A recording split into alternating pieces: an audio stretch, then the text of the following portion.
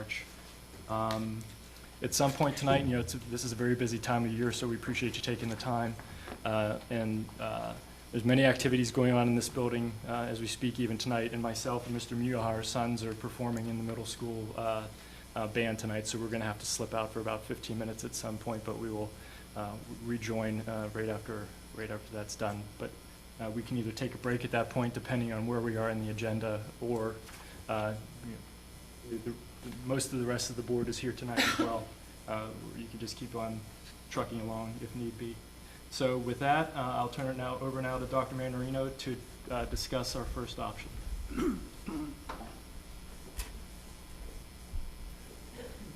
Thanks, Mr. Yeomans. As Mr. Yeomans said, these are the three areas that we've been talking about as possible solutions to the redistricting issue that we're facing. Those of you that were here for Shelby Stuman's presentation, I think that it's pretty clear in the fact that our Ross and McIntyre attendance areas are growing. Our Highcliffe and Westview attendance areas are either staying the same or decreasing. And as I go through this tonight, I'm going to show you that do nothing is not really an option at this point. So what we're going to do is these are the three that have been given to me. As we go through this process tonight all the way through the middle of March, whenever is our crunch time to make that decision, we have to ask ourselves, can we do this? Yes or no? And then should we do this? Yes or no? And so the answer to the second question is going to have to happen before March on the should we do this? Yes. So what I want to talk about tonight is, can we move 6th grade to the middle school? Can we add capacity? Can we adjust neighborhoods? The answer to each of those questions is yes. And that's what I'm going to explore for you tonight. And then the answer to should we do this is going to come through discussions and later debates and deliberations as we go through the process. When we talk about moving 6th grade to the middle school, it's something I've heard of since I've been here, to be honest with you. It's not a new concept, it's not a new notion, but what I want to present to you tonight is that moving 6th grade to the middle school is going to present curricular logistic challenges, staffing need challenges, financial aspects, and space allocations. So there's 4 parts to the moving the 6th grade to the middle school that I would like to go over tonight. The first part of this is if you take a look at our elementary schedule. Our elementary schedules are built to maximize academic time, particularly in math and English language arts. Time is not divided equally in 6th grade elementary school at math, or for math and English language arts. If you can see on the side is the course that we have for our major subject areas and the time that we spend instructionally on each of those. So math spends 75 minutes a day, English language arts is 90 minutes, science and social studies are 40 minutes every other day. Our special schedules are divided into a 6-day schedule where you have art, phys ed, music on a 6-day rotating basis. So you have phys ed twice in those 6 days, 1 art class, 1 music class. We also put our library time, gifted time, computer time built into that cycle at the bottom. It's dramatically different in the middle school. When we go to the middle school, you are in 9 40-minute blocks, and that's what our middle school schedule is built upon. Our core academics are built into interdisciplinary teams. In interdisciplinary teams, you will need a teacher for math, English, science, social studies, and literature arts. There's 40 minutes of each of those. We would add a family and consumer science component and a tech ed component. Those are in a trimester basis. With art, that's our STEM program that you've heard a lot about in our 7th and 8th grade classes. Our music and physical education are on a Monday, Wednesday, Friday, Tuesday, Thursday cycle. At this point, I would recommend a computer science course to be able to take in where our computer science void is from the 6-day cycle, and a math elective. Now, why would I recommend a math elective? What I was trying to do is I was trying to get us to equal amount of academic time. We have 70 or 90 minutes of English language arts at the elementary school. If you take the English and the literature arts part, you're at 80 minutes. You're still 10 minutes less for English language arts if we move them to a middle school concept. Math is 40 minutes, and I was trying to get us to that 75-minute concept without a double blocking math scenario. There would be an elective hole in that schedule where we would come up with a new math elective. They're new because they don't exist.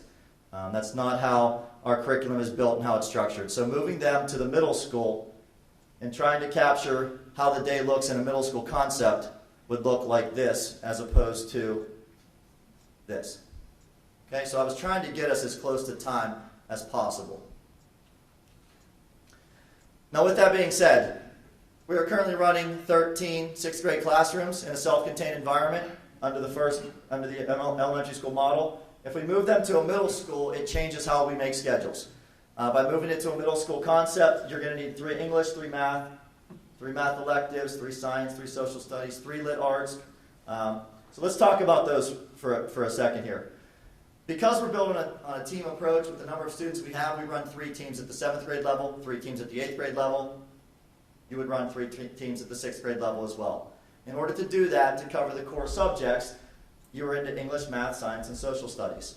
We have 13 teachers that are certified K-8, so they could teach at the middle school by certification area.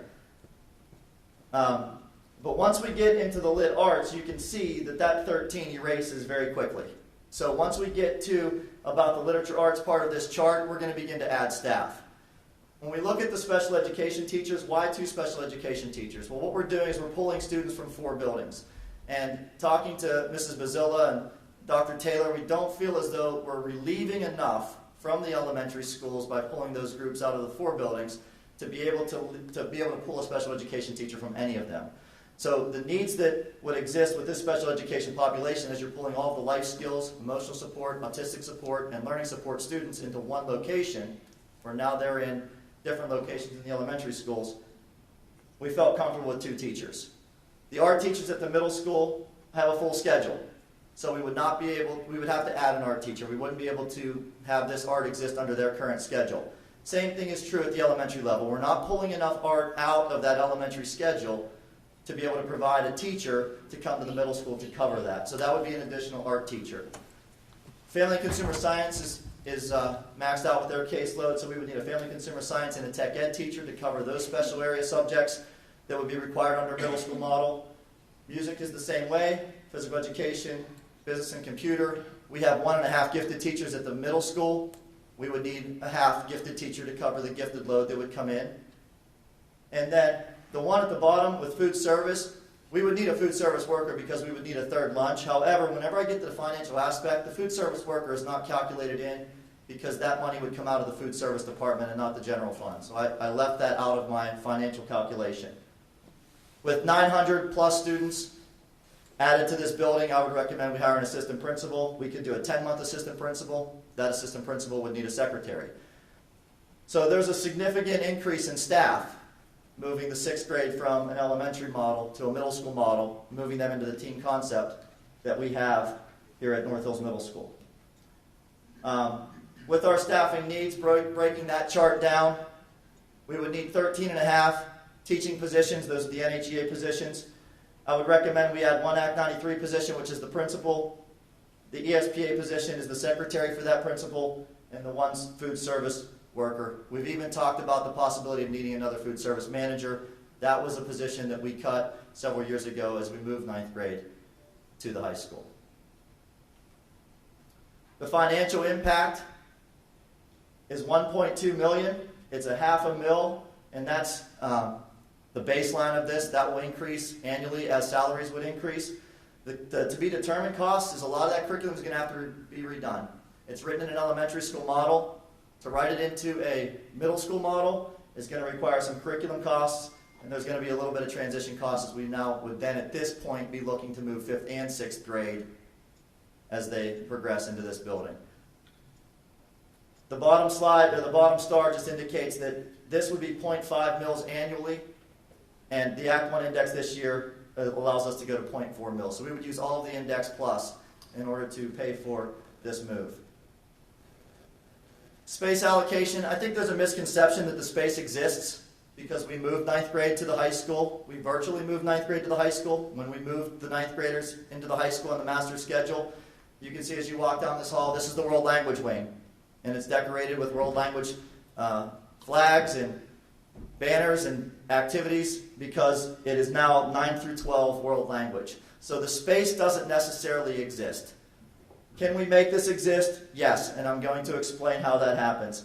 What we would need to do is move world language literally into the high school. And at that point, we would be asking English, math, and science and social studies teachers to share rooms.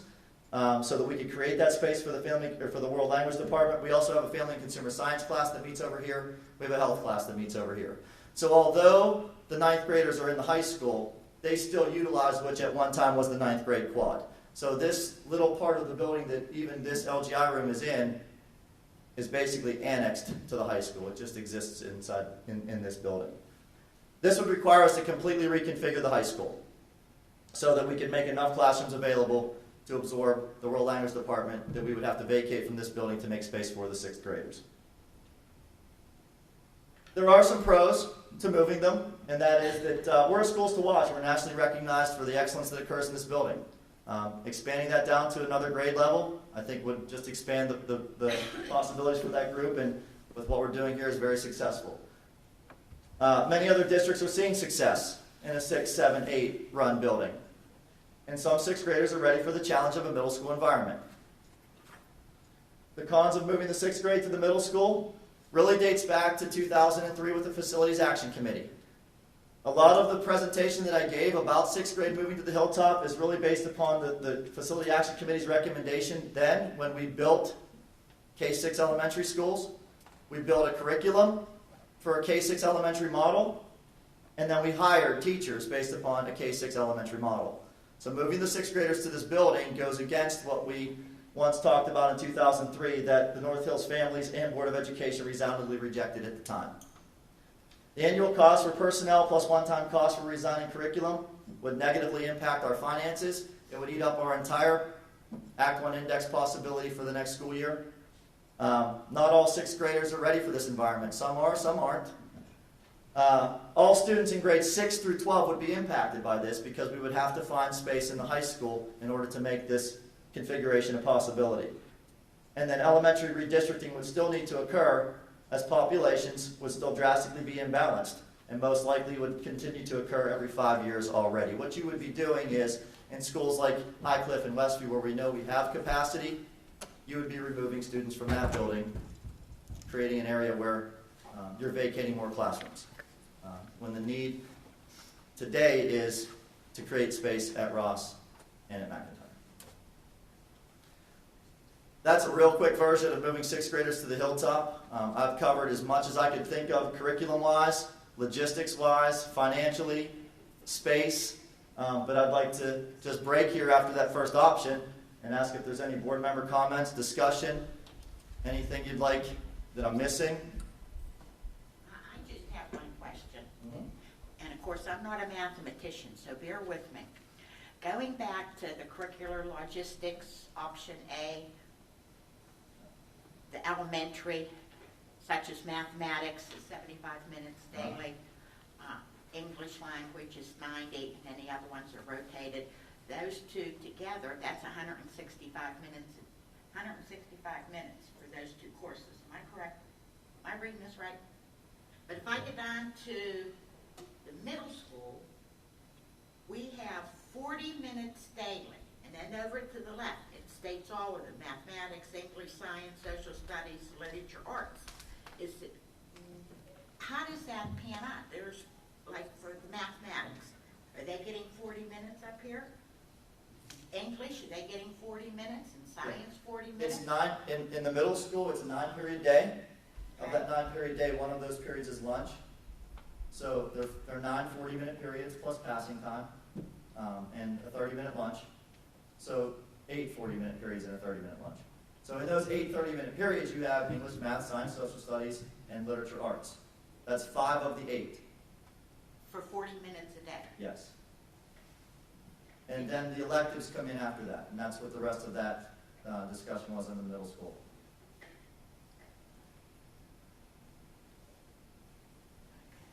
In science at the elementary, social studies, that's every other day. Yes. Whereas they have it every day up here. Correct? Yes. Okay, that's my question. Dr. Marino, Yes. when we had met, I believe that was one of the things that you discussed, and that was if we do move them to the 6th grade, that they will lose teaching time in those areas. Yeah, you'll have, when you put English and literature arts together in your English language arts block is what it would be. You're at 80 minutes daily. And here you're at 90 minutes. So you lose 10 minutes a day for 180 days. There's 75 minutes of math. We can get math 40 minutes a day and create some sort of elective to go opposite the computer science elective, which there's a significant amount of math in computer science as well. But even if you put those two together, you're at 80 as opposed to 75. And that's what I was trying to do here. I was trying to get us to equal with these two as the idea. To me, it looks the opposite. It's all the way you look at it. Well, I mean, if it tells me up top that they're getting 75 minutes daily in the mathematics in elementary, and then, 40 minutes, I'm sorry, 40, but they're getting 40 minutes for all of them, not, whereas in the elementary, they're only getting every other day, science and social studies, 40 minutes. All right? That's all. Marilyn, can you help out? The only difference, well, not the only difference is, but we teach the asset science FOSS model. And those kits come in modules, in blocks of time. So the teachers are getting day by day, the students are getting science many days until they have to return those kits. So if you look at it, really, it's every other day, but it technically is not. It's more like It's every day. Every day in blocks of time, because that's when we have our kits. And Now, when they do come up here, It is flexible, yes. Yeah, it's like, I have a child in elementary and one that just went to 7th grade from elementary. They typically start science, and we have Mr. Thomas, he's an elementary teacher here too. He can tell you that it doesn't always start right at the beginning of the year either. I know at least for my daughter's 5th grade class that it was almost a month into the school year before they even started their science modules. but when they come up here, they start them right away, the science class? Yes. yes, it would be, a 7th grader, if you're going to run it off the same model, is going to have English, math, science, and social studies every day for 40 minutes. Okay. Okay, thank you. Okay. I forget the schedule. Is it 9 plus lunch or 9 including lunch? It's 9 including lunch, and that lunch is a 30-minute lunch. So it's 8 and lunch. So it's 8 and lunch. Now, in this option A, the course, mathematics, English, science, social studies, and literature arts. Is that social studies and literature arts, or social studies, comma, literature arts? It's comma. It's 5, 6, 7, 7, 8. Because this is a trimester, so you're going to have family and consumer science for 60 days, art for 60 days, tech ed for 60 days. So here's 5 of your classes, here's 6 of your classes, here's 7. Music and phys ed are opposite of each other, so that's your 7th class. Your 8th class is here in a semester. So half of it's here, the other half is here, there's your lunch. Oh, so you're saying computer science for 1/2 semester, math elective for, Yes. not half semester, 1 semester? Yes. Okay. We may, and again, these two are new, so maybe it looks like this. Maybe it's a Monday, Wednesday, Friday, Tuesday, Thursday. Maybe it's first semester, second semester. That's all to be determined if this is the option that we go with. What kind of math electives would you have in mind? Give us some examples of what you... Jeff, do you have any examples? I don't at this point, because the way we would have to restructure our entire 6th grade math curriculum. Right now, it's a very structured based on the math and focus program, and I don't know how an elective would play into that. We'd have to really work at that. Basically, what you're trying to do is with that 8th period, you're just trying to get them 40 more minutes of math-type skills, Yes. whether it's in computing or whether it's an extension of the other curriculum, if you're not really sure. The idea would be they would use math by just going up with something else. Correct. All right, thank you.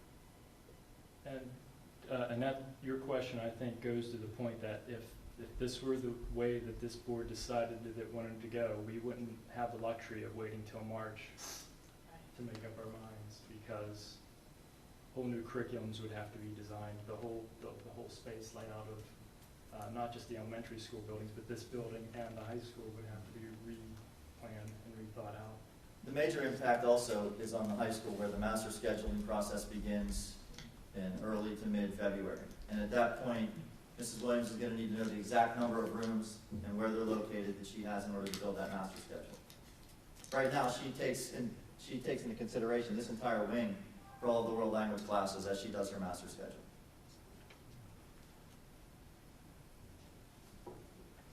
Yeah, I was just going to ask again also about the impact on the faculty, because this seems like it's the curriculum, but it's also the human element of it. The teachers are going to have to rethink how they're doing a lot of things if we move them to the high school. Is that correct? Because you're going to change A lot of sharing.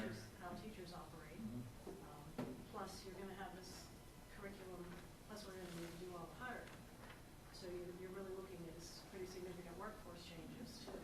Right. Is that correct, my understanding? Okay. Thank you. Mr. Newton?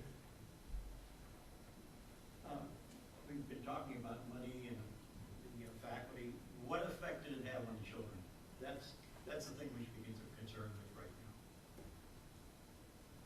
now. I think academically it has a dramatic effect. That's what I was looking at the logistics here.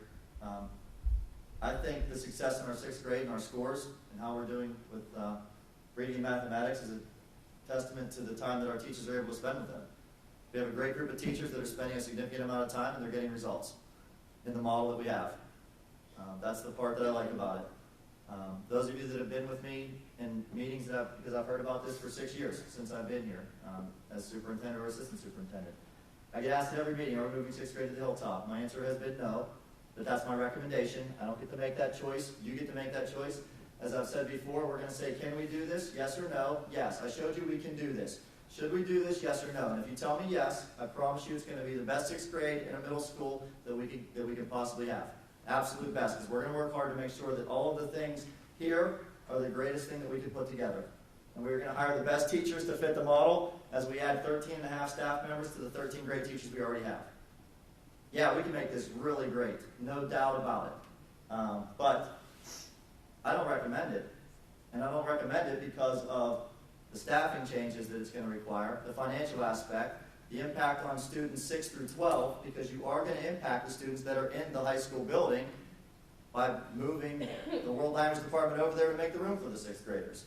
I think the cons outweigh the pros, but I promise you, if this is what you choose, it's going to be awesome. Well, I will just say for myself that this is not my preferred option. I have a 5th grader who would, and I definitely think 6th grade is a very transitional year. There are some 6th graders that really are ready, and there's some that aren't, and I would count my daughter in the latter. So when we have better options for handling this problem that would not require this sort of move, that's where my mind is at. Mr. Newton? She has a question. You have a question? I do. My son's with me. He's in 5th grade right now. He prefers the whole change in the 6th grade coming here. Well, I'm sure I've talked to many, many people, and there's probably just as many people that feel like you do and your son does as feel like I do. So I'm just letting you know where my mind is at. And I respect differences in opinions, but in this position I have to make a decision that I think is the best decision for all the kids, and also taking into account some of the other considerations that we have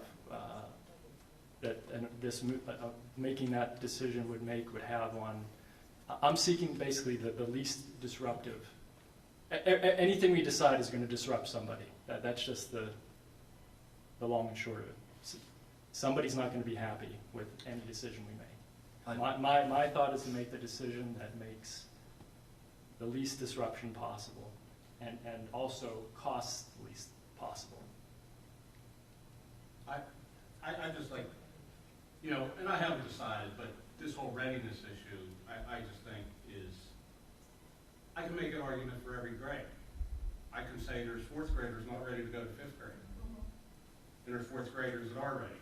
I can say there's 8th graders not ready for 9th grade, and there's 8th graders not ready. I just don't, my son's a 7th grader. And I said that at last week. He was ready last year. And I know a 6th grader down the street from us. He's ready. But, so, I'm just open. at this point, but as far as that readiness, like I said, your son's ready. And like I said, unless you want to have, unless you want to have 13 different schools with one grade apiece, you're always going to get that. Some are ready, some are just there, and some are beyond ready. Dr. Matarina, I'm still not clear. I'm concerned about the curriculum aspects and the effect that it would have on the students.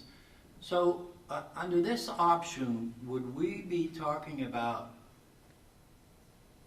taking what sixth graders would normally learn in the elementary school and modifying it to the middle school time element and concept?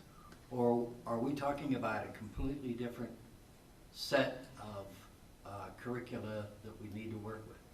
Jeff, do you want to answer that?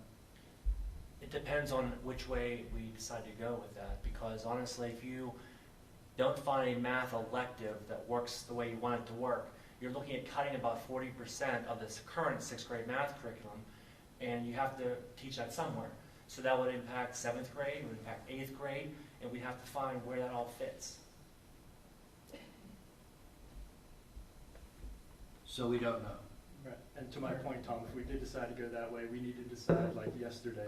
Well, that was my other point is, regardless of what the answer is, well, not regardless, but should we follow that route, it would seem to me, since there are schools that have sixth grade in their middle complex, that it's something that can be done. It would seem to me then that this is something that if you decide to go this way, you have to take a fair amount of time and plan it out and think about it before you actually do it. And now we're kind of under a time pressure where we say, if we're going to do it, we've got to jump into it and do it within the next couple of months. It really doesn't seem to be too practical to me. Yes.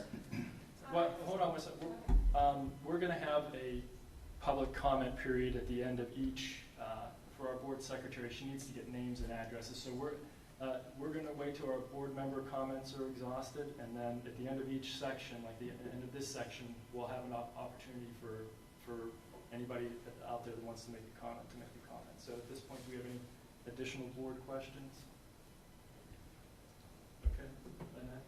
I guess the slide that we have looking at here, as we're looking at the cost, the question I would ask is, what kind of an impact are we talking if we would decide we want this?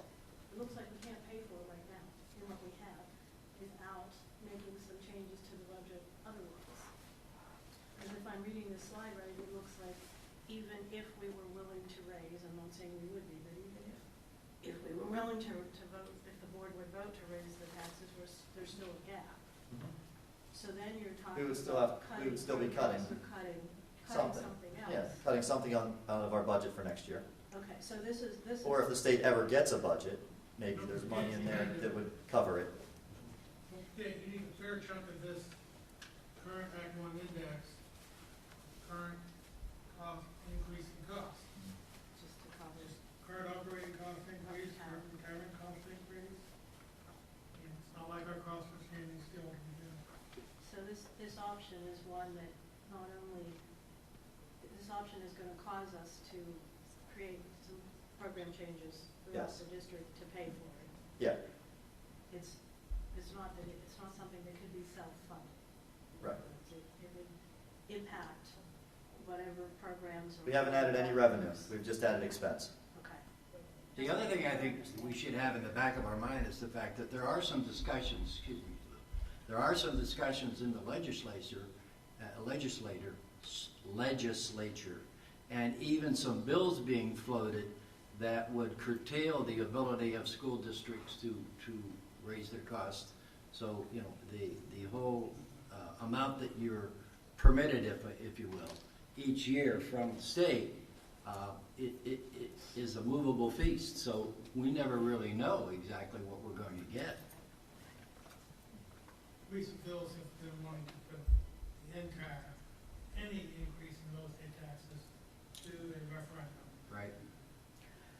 Am I correct when we voted this past month on the Act One index board, that once that was passed, we could not increase it more than the Act One increase. I That mean, is correct. that's what I thought. So We're therefore, limited to the point, approximately .4 mils right, for this year's increase. so therefore, we already committed to that. So this here can't be looked at anyways. I mean, we actually Unless we cut from other- but we put the cart before the horse. We didn't discuss if we would need a millage increase with this new redistricting and maybe bringing this, I'm not saying bringing the sixth grade up here. We already voted .4, and that's what our hands dealt. You can't take the only thing we exceptions. lost out of is an increase directly to fund the pension increase for the year. Because that's the only Act One exception that we could have taken, that we said we wouldn't take.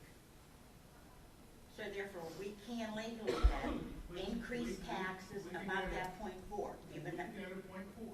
we can only go to If .4, we right? hadn't passed that resolution, we could have gone to maybe Whatever. .5, .6, whatever the exception for the retirement contribution would have allowed. Okay. But we wouldn't have been able to use it for this.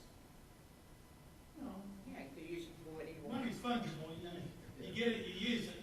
Yeah, but you said it has to be based on the, That's what gives you the authority to increase. Basically, whether you like it or not, you're going to pay that increase in pension costs right, so you're still talking about, out of whatever resources you have. so you're still talking about, if in fact we were able to increase, we're still talking about cutting programs in order to pay for. No. You have to cut something if you're going to And generate with another the million. .4, Well, even with that, with the .4, we need to cut. yeah, but we wouldn't have the money to pay for the teachers if we used that money to. What I'm saying is that, as far as I'm concerned, we're locked in right now as to monies that we can use for next year. Yes, Because, am I correct, Dave? Because that's the, the millage that we set, that's all based on a preliminary budget of what everybody put in. So we just can't throw that out the window. I mean, increase in teacher salaries, insurance, the whole 10 yards, right. So therefore, when we're looking at all this, we need to take into consideration that if it's going to cost us additional monies, it's probably under the table, and we can do it. We already put ourselves where we're gonna be. End of my story. Even if we put in for an exemption this year, Huh? no one's, will it be approved? That's the other thing. won't now, we've already passed, We we've already passed. passed the No, resolution. say if we did, we had. Well, then it would have been approved up to whatever the pension is. So for next year, it's the same. There's not a real choice in that, For the next year, it'll be the same thing. only if they don't change the law, which they most likely will, which we just do budget is passed. Oh, we're going to do a referendum. Either referendum or they'll eliminate that last exception. They're gonna do something, I think, But to Act One. I venture to say, if we do something like this, and we spend a 1.25, 1 million, 245 million, we will have to end up next year cutting programs in order to pay for the budget. There's no way around it. And I just can't see, why would we do this when we have a model that is definitely working? Test scores show that it's working. We should stay with it. So I'm not at all in favor of moving sixth grade to middle class. Mrs. Spade? I'm just gonna go in a little different way right now. I'd like to know if, at any time, if we discuss these moves with our teaching staff and how they feel this would react with our children. Not really formally. John, we meet and discuss on a regular basis about a lot of topics. If you'd like to chime in, feel free. Your feelings or opinions as the president of the group. Speaking as the NHA president, I just want to chime in on what Dr. Manarino said about we will make work whatever model it is that the board determines we'd like to pursue in the future. I certainly like looking at 13 new members being hired under this plan and have no objection to that whatsoever. However, as somebody who has watched the budget for many, many years, that's a significant number. And I do ask myself, what are we purchasing additional to what it is that we provide for students right now with that amount? And I don't know that I necessarily see the immediate return on investment. Although, again, I do look forward to 13 new members, and I do want to state again that whatever model you choose will be executed within the district in a way such that we will provide the best for students that can possibly be provided. Any more board comments, questions? If I'm doing the math right, and I may not be, but it looks like even if we had taken the exception, this still doesn't pay for itself. That we would still be looking at cutting programs. So it doesn't actually sound to me like you'd be getting 13 new teachers, because it sounds like you might be losing some things. Somewhere else. You That's a get good them point. one place and losing them And losing somewhere them else. somewhere else, Yeah. because we'd have to cut to pay for it. So, Well, you know, I not mean, necessarily teachers. right, but I mean, if you cut a program, you know, I mean, I don't know what all the details would be, but it just seems to me like this is something that's not self-funding, and then it's gonna really cause us a lot of difficulties down the line. The numbers and all of the disruption just really aren't working for me. I'd like to hear what some of the other options are. Do we have questions? Yes. ma'am. Hi, my name is Christina Smith. My address is 128 Heatherton Drive. That's 15237. I'm not for this just because, I don't know, it doesn't seem plausible to me. But what I am for is my children not being redistricted. So, you know, not being impacted, because that impacts more than where they go into a building every day. It impacts a lot to do with their social well-being, and especially it's going to affect my children adversely. So with that said, Dr. Manarino, do you have a breakdown of where you came up with this number, 1.245? It's basically staffing. A first-year teacher's salary benefits, the big number that we pay, not just the salary number, is about $80,000 for a first-year teacher. And it's roughly 13.5 times that $80,000 number. That Act 93 position at a 10-month salary plus benefits and everything is roughly about $100,000. The ESPA assistant, again, you're paying benefits as well with that, is about $50,000. And then that's where I said I did not factor in the food service, because that's something that we don't count into the general fund. We're fortunate to have a food service department that is self-funding. Hopefully, it would still continue that model and would be able to pay for that employee. So that's where that number comes from. That is just a staff number that would be put into our personnel budget. So is the cost behind hiring a teacher, besides what they actually, you know, are told their amount, their salary is that's about double? Because I know, like, my child's teacher was hired in at $40,000. Yep, and then it's 30% for retirement, and family benefit is about 17,000. About 17. About 7.65% for FICA. And you got workers' comp, and you got life insurance. And So we pay for life insurance in addition? it's fairly nominal life insurance, but we do have life insurance included in the contract. So that's what the big number is, and I put the whole number in to get to that number. Okay. Because that's what it would be for us on the books whenever we do our budget.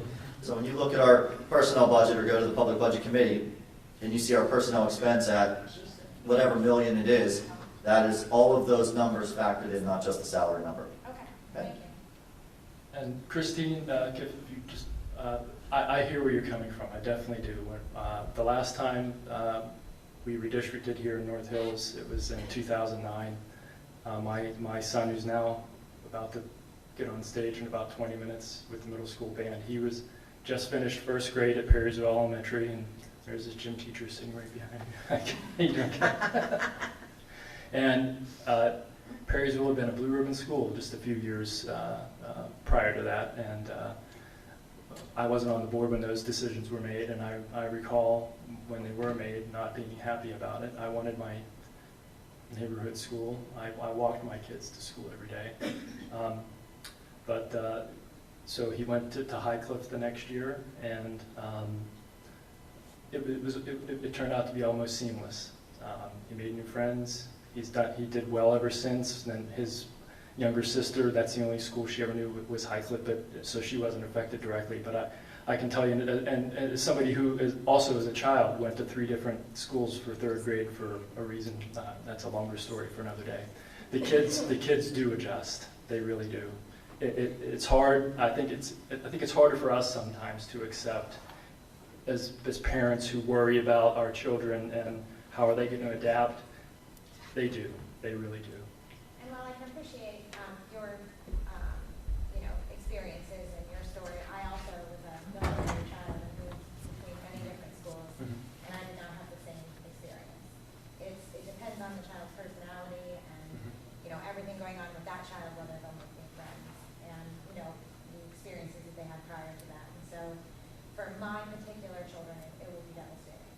And as long as we're not redistrict, I'm cool with anything. Mr. Vesey, has your hand up? Yeah, are we still on public Yes, comment? yeah. Okay. Ed Vesley, 116 Wingate Drive. I guess I have a concern with the presentation as the premise of it, which is that we are absorbing the 6th grade and their curriculum into the middle school concept. That's definitely one option. Has the option been explored to simply move them physically to this building? In other words, right now we have a concept where we have language arts physically in this building, but the concept is they're really part of the high school. Yes, we have explored that. The difficulties get into the special schedule, with the 6-day cycle in this building and the space that's allocated for them. You would still have to add some staffing, not as much staffing, but you would have to add staffing with art. Phys ed would probably be okay. Would probably have to pull some phys ed teachers from the high school to help that model here.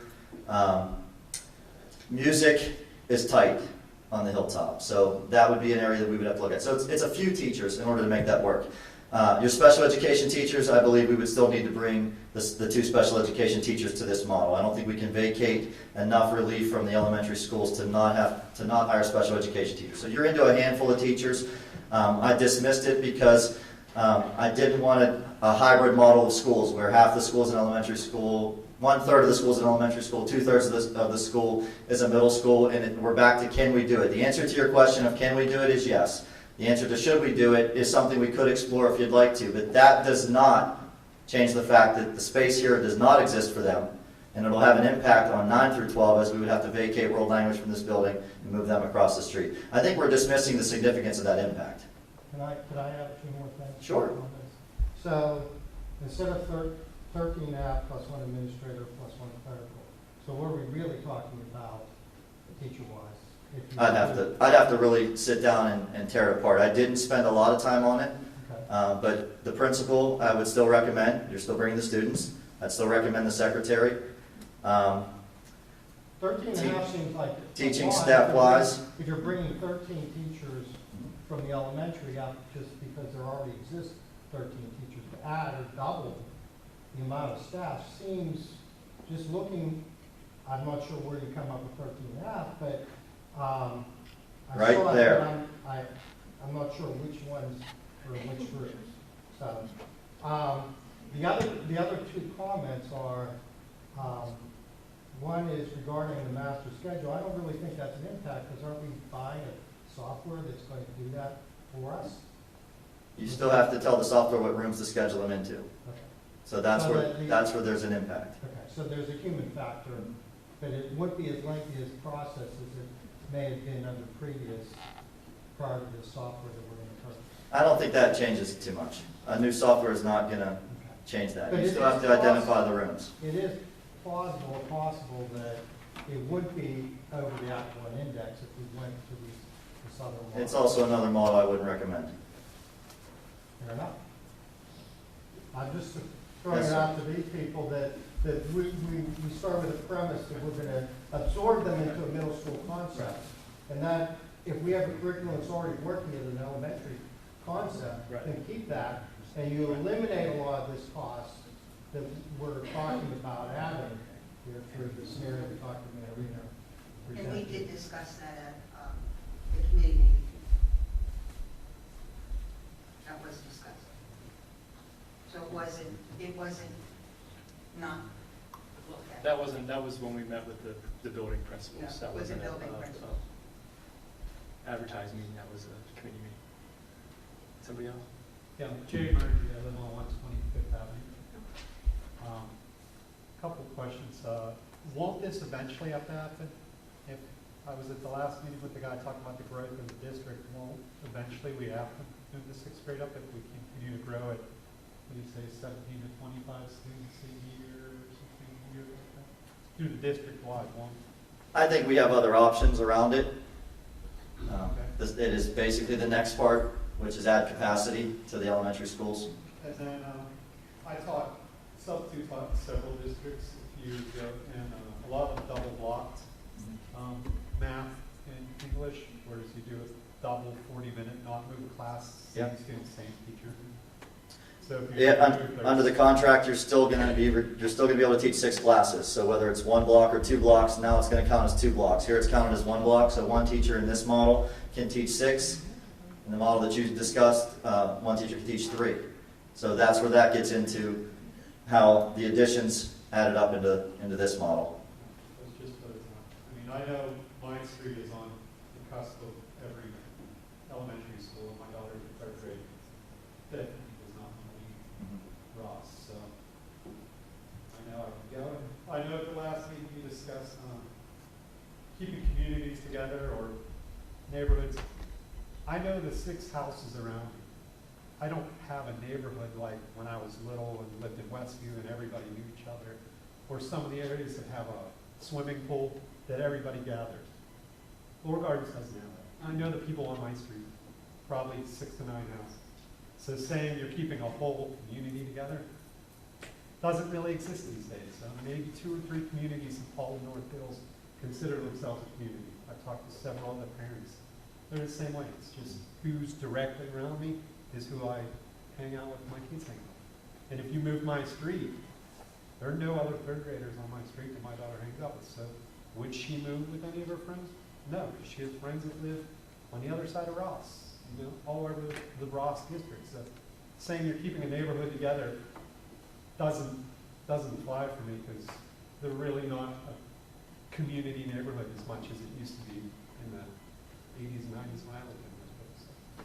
Just my thoughts on that. Yes? Bethany James, 194 Grove Avenue. My husband who comes here tonight, but we both went to North Hills. My grandmother was a teacher here. My grandfather was the chief of police for Ross Township, so I believe strongly in this district, and we are right on the line of Westview and Ross. My street has been Ross Elementary for 30 plus years. My husband and I live where we live, so our children could have the opportunities we had. My daughter was lucky enough to have the same kindergarten teacher I had when I was in kindergarten. And like you said, if you move them, it's going to uproot everything. It's hard for them. And as somebody who went to North Hills, I would have loved this if it was feasible back when I was in 6th grade. Because myself and a lot of my friends, it would have been great to be challenged and have an extra year of this environment versus what we had in 6th grade. Not that it wasn't great, but I would have preferred this personally, and I would prefer that for my children.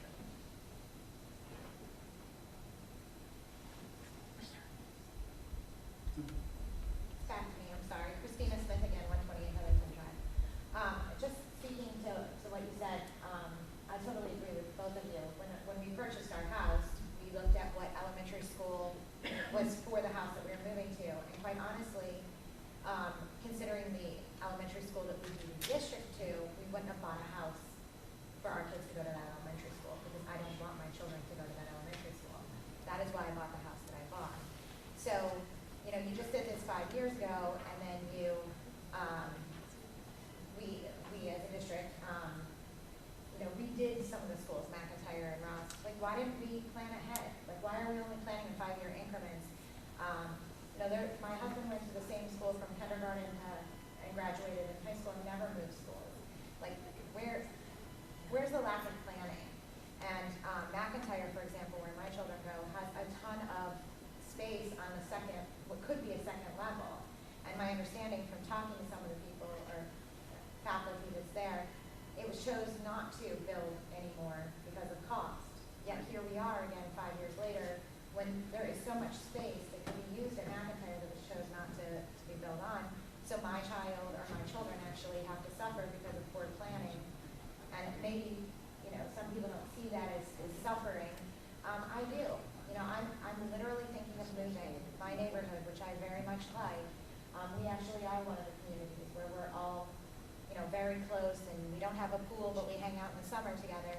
And if our kids are redistricted, I'm going to move.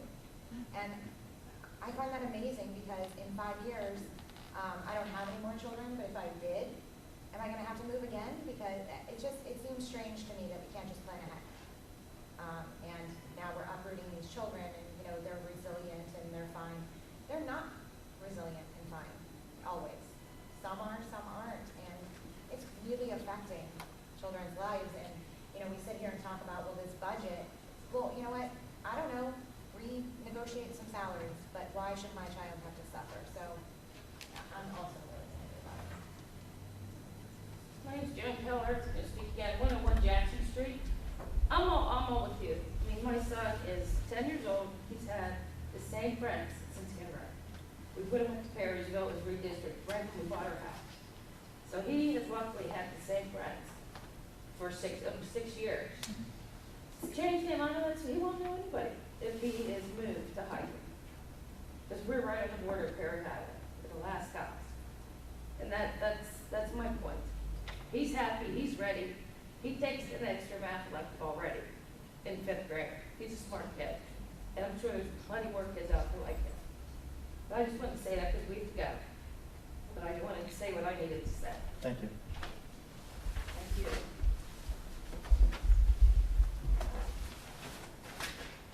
And thank you, because I'm right there behind you. All right, let's get that. Any other questions, comments? Just a quick comment. Brad Gray, 127 Thompson Drive Extension. When you talk about the 0.5 mils and the 1.245 million, I think it needs to be clear that that's an annual cost, not a one-time cost. That's perpetual. It's not just make the budget wiggle 1 year and we're good. I mean, this is every year. Yeah, and I put annual on there. You're correct. Okay. The one time is the to be determined curricular and Right. transition part of that slide. But you're right, and it starts at the lowest salary times that number, and we'll add as salary increases to pensions, increases to medical benefits are added into that. And it is a minimum estimate, because costs and everything we do constantly are going up. Yes, ma'am. I'm Bridget Report, 143 3rd Avenue in Laurel Gardens. I don't know if it's possible or not. Ms. Benner, you said that it was discussed during the conversations with the principals. Yes. Teachers, the hybrid model. I guess my question is if the hybrid model is cheaper, I know you're saying you wouldn't recommend it, but you're also not recommending this. I guess my question is, why wasn't that shown, and could it be shown at a future meeting? Sure. This is the starting point. Today's the first meeting. I can show that absolutely at our next meeting if you'd like me to show that. We didn't spend a lot of time on it. We didn't have a lot of time, and I think we put together a tremendous amount of work with the 3 options that we have right now. So it's not that it was dismissed, but I don't recommend the first one, so Right. I'd be happy to spend the time. My question was, we're obviously spending a lot of time to discuss Nope, something. it's not a problem whatsoever. I want us to be able to investigate absolutely every option that we have to us, because as I said at kind of the beginning of this, we're going to ask ourselves a lot of, can we do this? Yes. Can we move the 6th graders here in a hybrid model? Yes, we can. And then let's investigate whether we should or should not. Absolutely, that's not a problem. I can have that Thank you. probably for our January meeting. Even if it was look, just that's post it not, to the website, because obviously this is Sure. very easy to take in, so. no, absolutely. Whatever. Yes, sir. Jay Murgy, 125th Avenue. If you were to choose this model, which you had to choose it by next week, in order to say when, Yeah. so I guess we should move on. I'm Yeah. sorry. Thank you. Maybe for the future, who knows? But that doesn't look like it's something like that. Long range I plan. think there's a time crunch, yes, if this was the preferred option. Can we have it done for next school year? It's a lot of roll up your sleeves and get it done. And it's, again, can we do it? I feel pretty confident in our teachers who would help us build that curriculum, the staff that we have, to get this done and ready to go when we open the doors in August. But there's a lot of additional things that have to happen in order to get us there. So it's unfortunate that we're to this point, and a lot of it is the delay of when we receive the information. I think those of you might or might not know this. We were hoping to have the demographic study delivered to us on June 1st. We didn't have it. We received it a week before Dr. Stuman gave his presentation in the high school auditorium. So this option, honestly, sir, becomes much more of a possibility for us. Had we had that information in June, we're able to really dig through the data and set this course of action in front of everybody in September or October of this year. But unfortunately, that's not when we received the data. So a little bit of that kind of plays into this. Can we do it? I'm pretty confident in the group that we have working here that it can be done. So I don't want you to think like we're wasting your time, they're wasting my time, I'm wasting your time to even put this out there. It's just one of the options that I hear at every meeting. Mrs. Nolan's here. She asks me every time just to poke me with a stick. So that's an option that we've heard, whether it was in this meeting, whether it was redistricting, or whether it was not redistricting. So that's why I wanted to fully investigate it. My kids go to a 6, 7, 8 middle school. As a parent, I don't like it. My kids are doing tremendous academically, socially, emotionally, athletically. There's no doubt about it. I felt like they had to grow up faster than they needed to, and I don't like it. I don't like the fact that 1/3 of that school, which is the 6th graders, are not eligible for the extracurricular activities that school has to offer for the 7th and 8th graders because they don't qualify for them. I don't like that. So I don't like it for the group of kids here that I represent as the educational leader as well. So I do have some personal opinions because I live it every day. I have a 6th grader and an 8th grader right now. Great kids, well adjusted. They take after their mother. Okay. Okay, can I just say one thing, Ken? Yes. I think we all have to keep in mind, as Mr. Yeoman said, that our goal is to affect the least amount of people. With this particular option, we're dealing with close to 2,000 students. With redistricting neighborhoods, we're dealing with 150? Is that the number we came up with? All depends on what options, which neighborhoods you move. So I think if we truly are concerned about the students, we have to put 2,000, 150, or 190. So please keep that in mind as you look at everything. It's hard. It's hard sitting up here having to make that decision because I know that the people here are the ones who are going to be affected, they think, because you've seen things. I moved into a neighborhood and I was redistricted. So it's not like it's never happened before. That's all. Should we add capacity? Hold on, Pat. I'm sorry. One last point that I kind of feel like we maybe lost it, and you had at the very bottom of your point was that that we would still need to be redistricted. Still need to redistrict in 5 years. The even- possibility exists. Even if we move. So this might not necessarily be, in other words, redistricting might be something that, as a district, we're going to have to face regardless of what we do. The possibility exists. I don't want to hang that out there to say that, and you'll still have to do it. What will happen is you will vacate 4 rooms from Ross. If you don't redraw the boundary lines, Shelby Stuman's projections are right on, which we don't know. He's dealing with an algorithm and talking about humans that do not exist on the planet yet. If that algorithm becomes true, and I'm not discrediting him. Shelby Stuman has done this for districts all across Allegheny County for years. And he's the recommended person for a study like this, which is why we went to him again. He's done all of our demographic studies.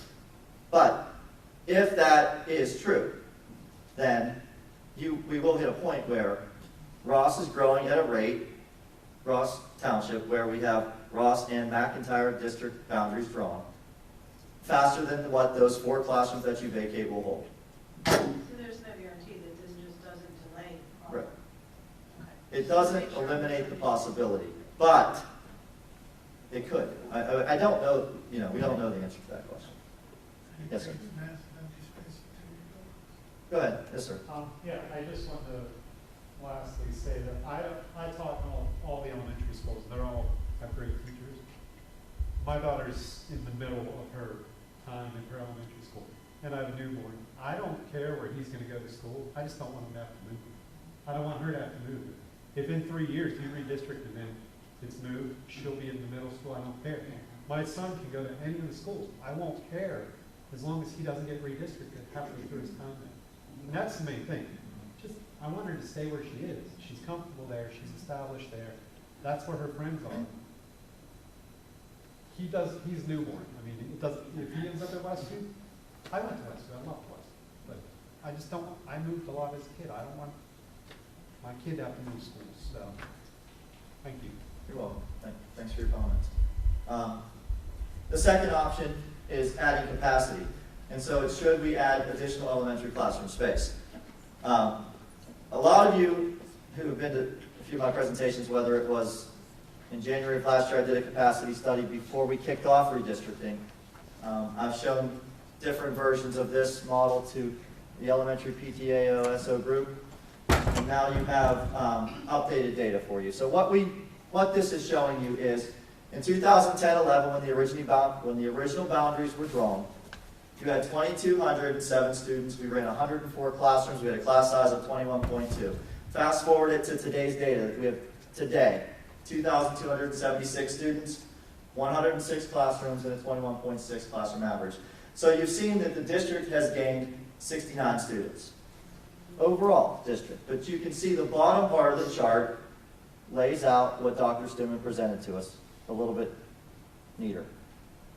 115 students had positive 69 are at Ross. McIntyre's gained 29, as Highcliffe has lost 56, and Westview has lost 19. And that's from whenever the boundaries were drawn in 2010-11.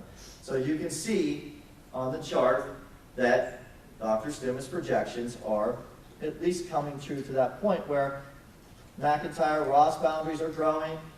Westview's pretty much staying the same. I mean, negative 19 when you're talking about 500 plus students is a flat line on a chart, and Highcliffe is dipping a bit. In 2010-11, the goal of that redistricting committee was to build 4 similar sized schools it was 3 similar sized schools with Ross a little bit bigger. That's what they designed, and that's what they built. So this is the comparison of the last 5 years in a snapshot. When you look at constructed rooms, how many classrooms do we have? We have 32 classrooms available to us at Ross, 27 at Westview, 28 at both Highcliffe and McIntyre. So when you look at how that map that we drew in 10-11 plays out, these are the number of sections that were running in 2010-11. You can see that Ross had 26, Westview had 26. The parentheses tells you how many classrooms were available to them at the time as they drew the boundary lines.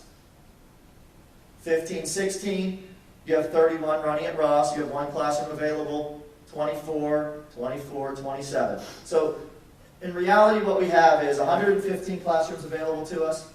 We were using 104 in 2010. We're using 106 now in this current school year. What I did was I projected us into next year. It's a difficult thing to do. Well, here's the class size policy. I'm going to show you the projections are based on this policy, where K1 will not exceed 23 students, 2-3 will not exceed 25 students, 4, 5, 6 will not exceed 27 students. So when we do that, I missed one? Where's my projection slide? At the end. There it is. I want to talk about this one because I thought it was next. All right, if you look at this, we project into 16-17, and the star is indicating that in 2015-16, I don't know what kindergarten looks like next year. We haven't had kindergarten registration. We haven't had kindergarten enrollment. So what we do when we project is we move everybody up a grade and then assume the same number of kindergartners.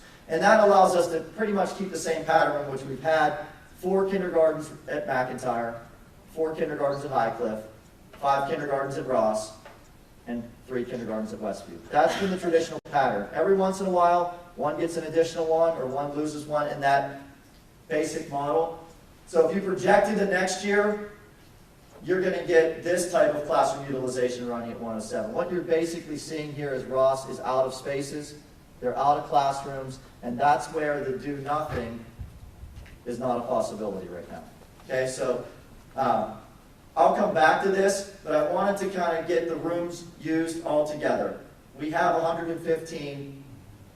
Moving everybody up next year, we still have 8 vacant classrooms available to us. And here we break down every single grade. Because what we have is seats available to us in each of the grade bands based upon this class size policy.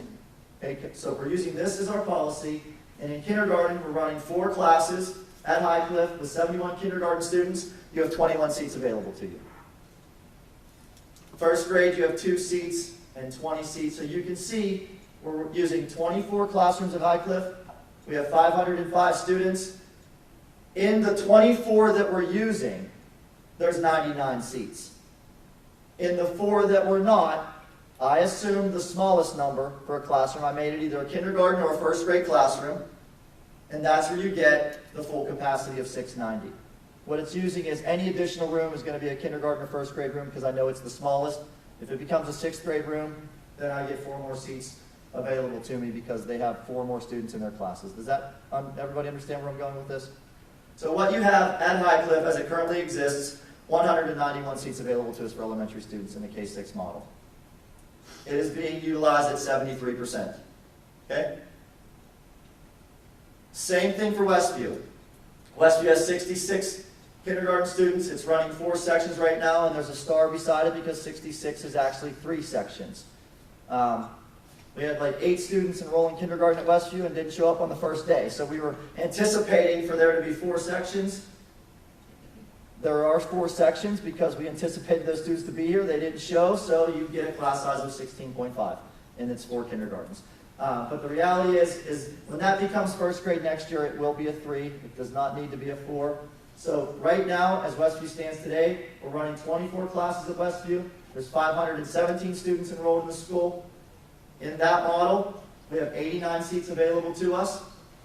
You can see the class averages along the side, which puts the building at 21.5. It's using 77% of it, as it has 27 classrooms. I did the same thing. Those 4 classrooms were assumed to be kindergarten or first grade. That's how you get a 671 for a full building. This is McIntyre. Same thing is true with the star.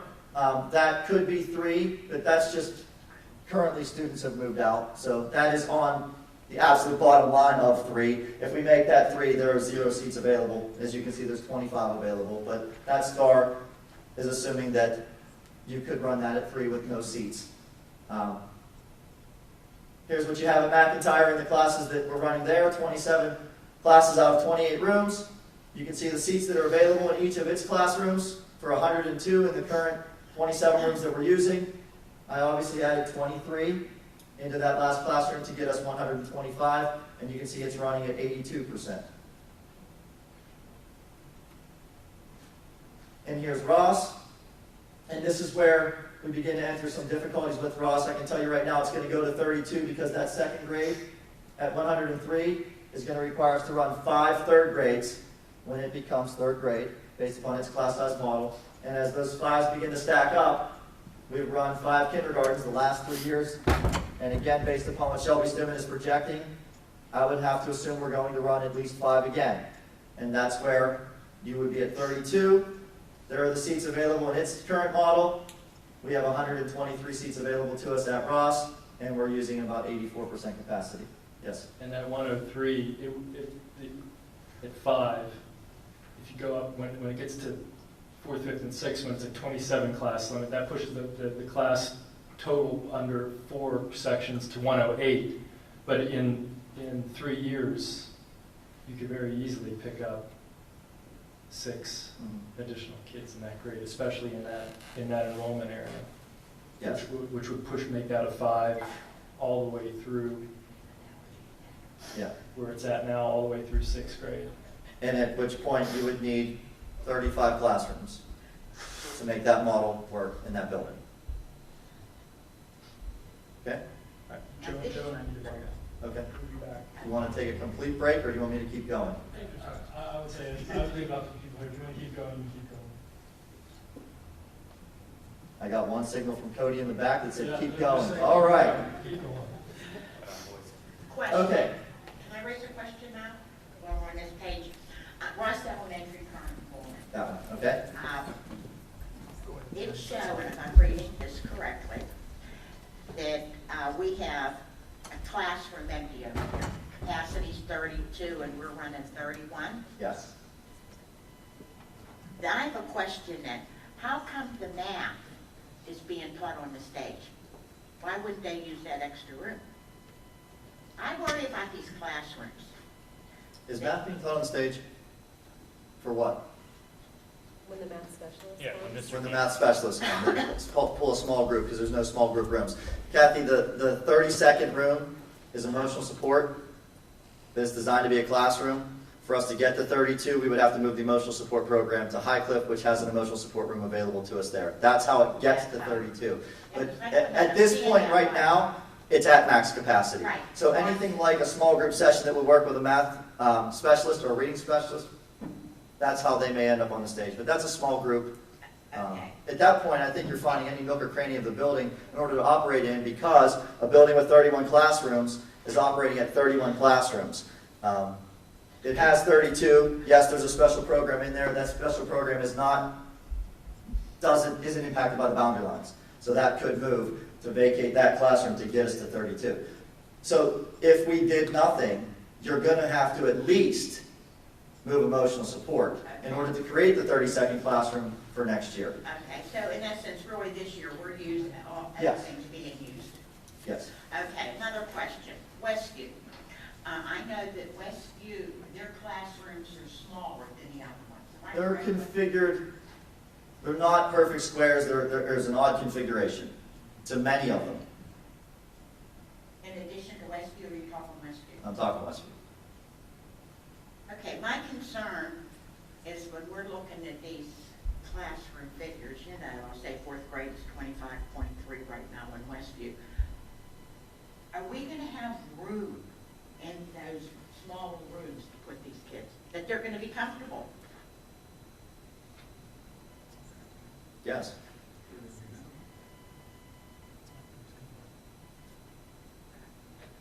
That was a concern. I don't think that's a concern of Jesse's when we've sat down and went over these with him. I worry about the kids. I don't want them all crunched in here. Yes. Just had a clarification when you were talking about Ross and the emotional support. Is that the autism? No, that's the emotional support. That's in addition to? Mhm. Okay, so you're, because I know we made a significant investment to be able to Yes. support the students with autism at a really high level. Mhm. And I Yes, wanna that make does sure not we're involve the not autistic talking- support in the sensory lab. So we're not talking about moving that. No, You're talking about moving emotional support. emotional support, which doesn't have the same kind of built structure as the classroom. Right. Okay. Okay here? That's a recap of the current capacities, I think. With this slide, it shows you that we have 597 chairs available to us if we're talking about chairs, if we're talking about places to put students in the existing footprint. But they have to be in the grade bands that I showed you here in order for it to work. So that's what this slide is showing you, that we have classroom capacities. This is the projection in the next year that I shared with you again, and that's where Mrs. Reed, as I just mentioned, that the 32 becomes 32 and we require that 0 to be emotional support moving to Highcliff, which there is space for that. That does not impact Highcliff's 28. That is 28 classrooms that are built for the K-6 program. So that's what it would look like moving us into next year. Here are the 3 options that have been sent my way to investigate. The first option would be to renovate and reopen Seville Elementary. I talked to John Thomas about that project. It's about an $8.6 million renovation project. It's a 30,000 square foot remodeling. It would require about a 10,000 square foot addition because I would recommend for us to do this with 2 classrooms per grade level, so we need 14 classrooms, and then we would have to make sure that it has a self-dedicated art room, music room. It does not have a cafeteria. They ate in the gym whenever it was an operating building. I would recommend a cafeteria, which would allow us to then run gym in the gym class. It would allow us to provide some small group instruction rooms for reading specialists, reading support, gifted education, and it would also cover our special education needs in that capacity. So, yes, we own the building. Can we reopen it? Yes, if we reopen it, I would recommend the 30,000 square foot addition, 30,000 square foot remodeling, 10,000 square foot addition in order to bring it up to a school of 2 classes per grade level. There's a cost to it. We would have to mortgage $8.6 million. We don't have it sitting in a bank somewhere. So at that point, you're looking at $630,000 yearly over 20 years. That's the bond issue that would have to be floated to pay for a renovation of that nature. It's going to be about $2.2 million in annual operating and staffing costs. That's additional staff to the building, additional administration, additional custodial staff, and then the bills, heating, air conditioning, those things that we would put into the building if we were to reopen it. It would require complete redistricting, as the civil attendance area would have to then be created out of the map that we currently have. Absolutely an option. It creates a situation where that major redistrict,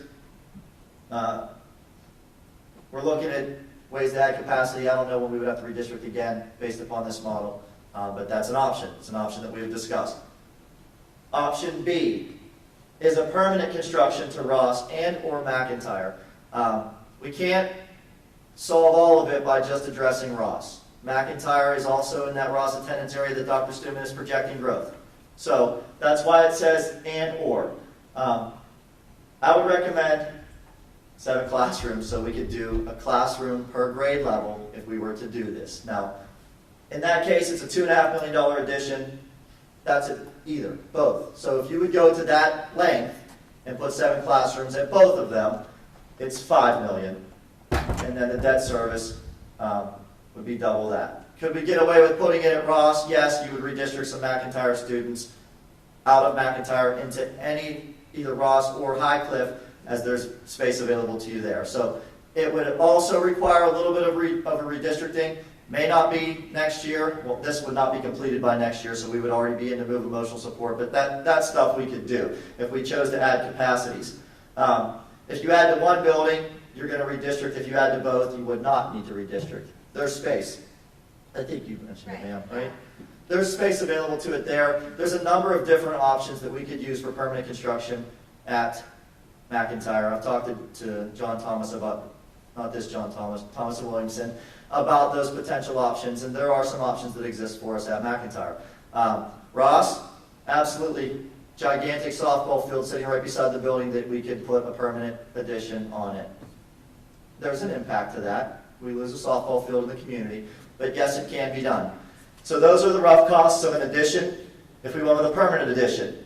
I also wanted to explore temporary addition. What if we put some trailers up there? What if we just held on to the bubble, see if Dr. Stuman's projections are correct to where we would have to maybe do something permanent? So I went with the temporary option. It's about $1.2 million for six classrooms. Now, if we did modular and did not connect to any of the options we had at McIntyre, 6 is about all we can fit with a modular or a portable. So that's why we went with a 6 classroom model in this one. There's a short life expectancy versus a permanent addition. So that's why the debt service is about the same. Because the top number is going to spread that out over a 20-year period. The bottom number is a lease or a purchase. It's only going to be spread out over about 10 years. That's why the number is the same. Yes, it's half the cost, but the annual debt service is the same because of the life expectancy of the space that we're adding to it. Permanent construction is obviously going to be much better if we chose to add capacity in an addition type model. Same thing's true about the bottom 2 bullets.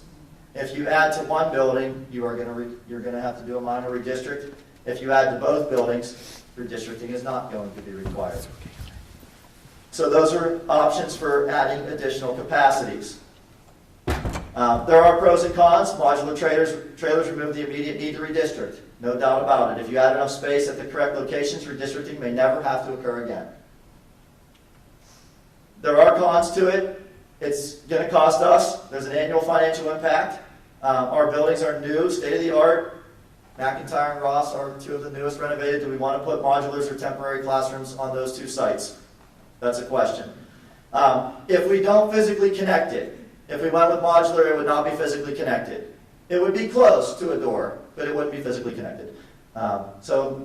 We wouldn't have to walk great distances for these. However, those would be classrooms and classrooms only. So you would have to walk outside to access the main building for lunch, music, library, gym, art, etc. So that would occur every single day.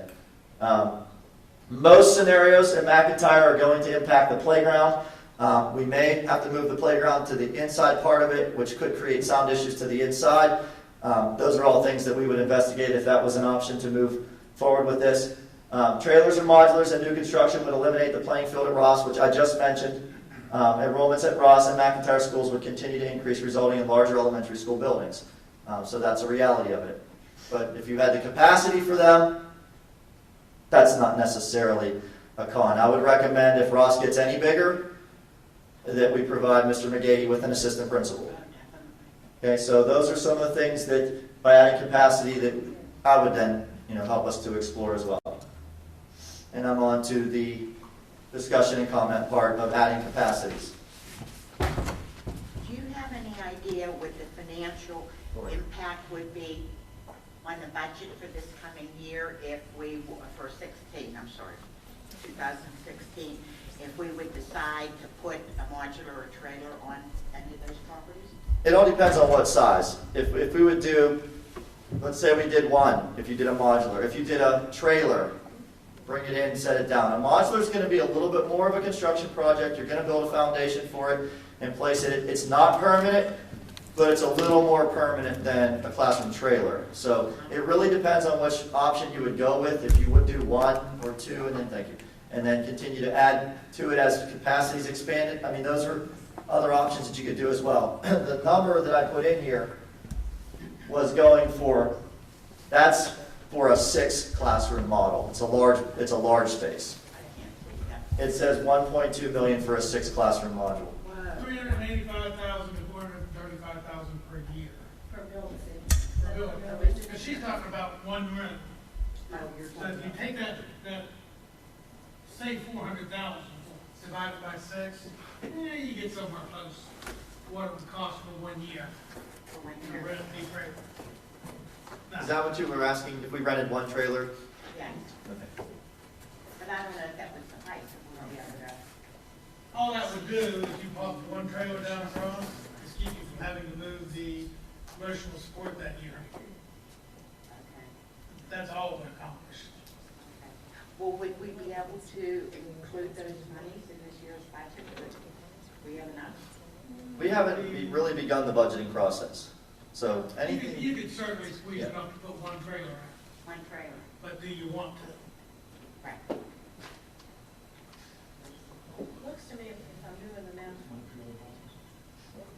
One trailer buys you a year that you didn't have to move emotional support to that. Oh, yeah. It's not a solution, permanent solution, or even a long-term solution. so that if you get the 6 classrooms, like say with option C, in both buildings, just rough math, it looks like between $800,000 and $950,000 is probably what per bill. And will operate. We can't use, would you talk? Oh, I'm sorry. I was doing math in my head here. I don't know if I'm doing it right, but I was saying if we look at option C, and let's say we did the 435, and we did it at both buildings, you're looking at about 800 and close to $900,000. And I was just saying that sounds like it's about 0.4 of a mil. So it sounds like it's the entire Act 1. If we would do that, it couldn't be used for anything else. And we haven't done the budget yet, so we don't know what other needs are out there. I mean, I think anything that. And again, that's going to be an every year cost. Right. So And you cannot it's a burden we're realistically putting on every bring year. in a large modular for 1 year At that point, your installation costs are gonna kill you.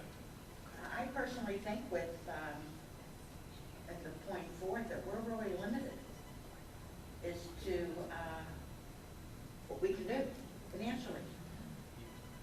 Is there anything here that wouldn't have financial aspect to it? Clearly, it's gonna require a prioritization within all your programs. Is this a higher priority than some other program? I don't think anybody likes to lose programs. I mean, you're caught in the middle here. Certainly, everybody would like everything. Oh, right, I can understand. The concept of the budget is prioritization. Unfortunately. I do worry about taking on ongoing operating costs because, especially when we don't know what's going on in Harrisburg and what might happen, because we're going to be facing this cost every year. And I mean, who knows, like you were saying earlier, if it's 0.4, maybe next year it changes to 0.2, maybe it's nothing at all. And where would we then be able to finance it from? Well, what I want to know is this. What do we have in front of us that will not cost us any additional money? The next option. Huh? The next option. The next option, okay. I mean, I think we're already sewed in. I mean, we're in the 0.4. For us to look at anything over and above that. Yeah, I was just going to say, we're talking about costs Yeah. as it relates to options other than redistricting. Because if we're moving students around, we're, in theory, if not in fact, there is no cost. What about transportation? Would that involve transportation, additional costs with redistricting? Anything that you're looking at is not going to move enough kids and cause any impact on transportation. That's why I said, I mean, we put the cart before the horse whenever we did the 0.4. Me is over. The thing that's worrying me about any of these costs is just, I feel like we're sort of risking the long-term picture of the education because we've spent an awful lot of effort and years really building a really quality educational program. I mean, is it perfect? No. Are there places where we do improve? Yes. But all in all, I think we give our kids a really great education in North Hills. And if we start trying to take parts of that away so that we don't have to redistrict, are we really harming our students by doing that? That's what I worry, to go back to something you said earlier, Mrs. Bender, about what is this doing to our students? Well, I think it affects the students all the way around, even those that are being redistricted. You take two little streets and you're going to move them. That's maybe, 40 kids that'll be impacted by it, and I'm sure that'll affect them. I mean, no matter how we cut this, someone's going to be affected. And whenever, you're dealing with little elementary students, it's hard. And I know the parents, it's hard on them to accept something like this. So that's my concern. It's not as though when we did close the schools and we took neighborhoods. I mean, we took Laurel Gardens, all of Laurel Gardens, not just 5th, 3rd, and, put them all over to Ross. So everybody was there. We took the estates. We moved them in groups, whereas now we're basically looking at streets. We're looking at the exact same neighborhoods we looked at the last time. But they're not big. Looking at the same neighborhood, same. I mean, it The might be. neighborhoods were designed by that committee the last time, and it's the same ones that we're looking at. We didn't change that map, we didn't change. No, I know that, but what I'm saying, what we're moving now is small. It's not like when we did. Well, but that's because the need is small. But Before we're we had not a lot of taking big groups, we're not taking a big community and moving them, we're moving small, such as like Because if you that's want all to we take need to Brookmead, or you want to take Wallingford, they're small. But what I'm suggesting is it's small because we're looking at small numbers, that's all.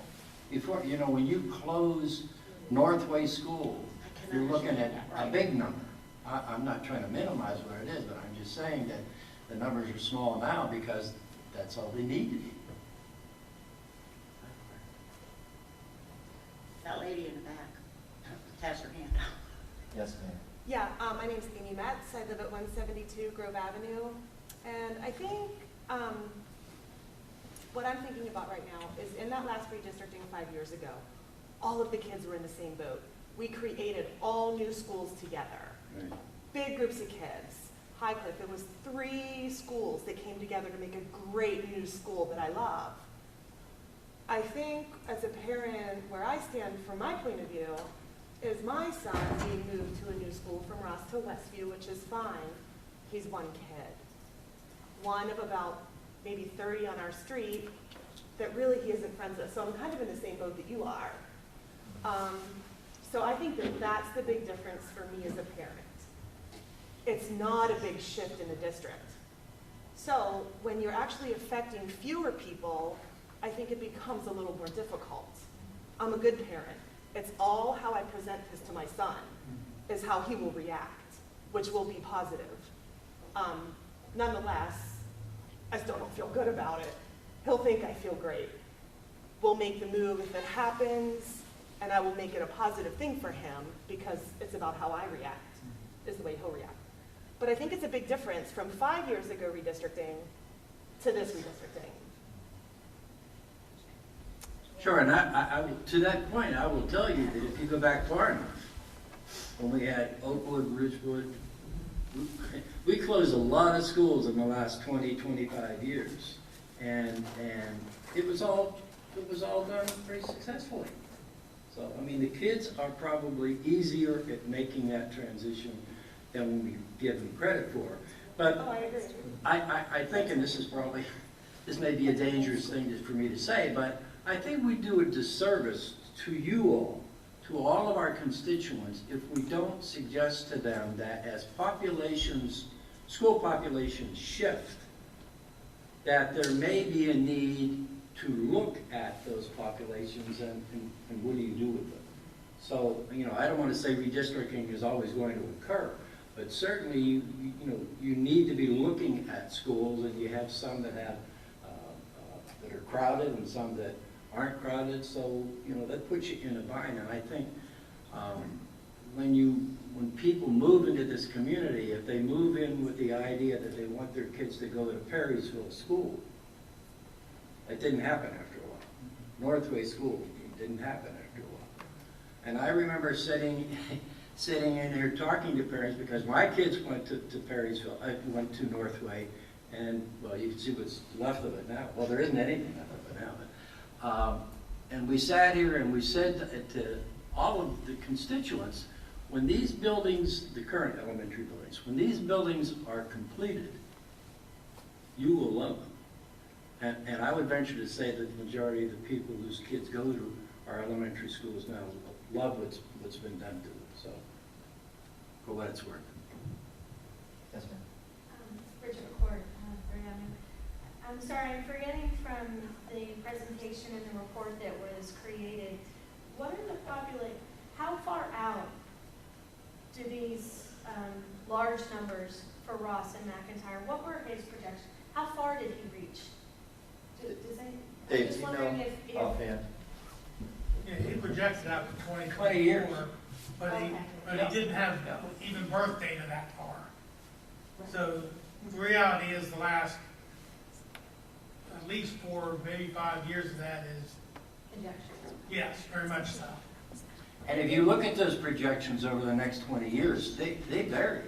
And in some cases, they start to decrease again. Well, that's exactly what Mr. Kelly said. I'm wondering if the temporary, non-permanent builds present some option because it doesn't get us into permanent buildings that then become too big at some point. Yeah. Because we experience decline again. But certainly none of his projections exceed our capacity. His highest projection does not exceed our capacity. So I don't want to put words in your mouth, but what you're saying is if we go ahead and add this capacity, we might have extra capacity that we didn't need. In At 5 some years. point, we're Exactly. going to get into post-current birth Right. numbers, and we Did we maybe, have solid numbers on for the district, yes. and we maybe had to give some things up in terms of program to pay for it, something that we didn't need.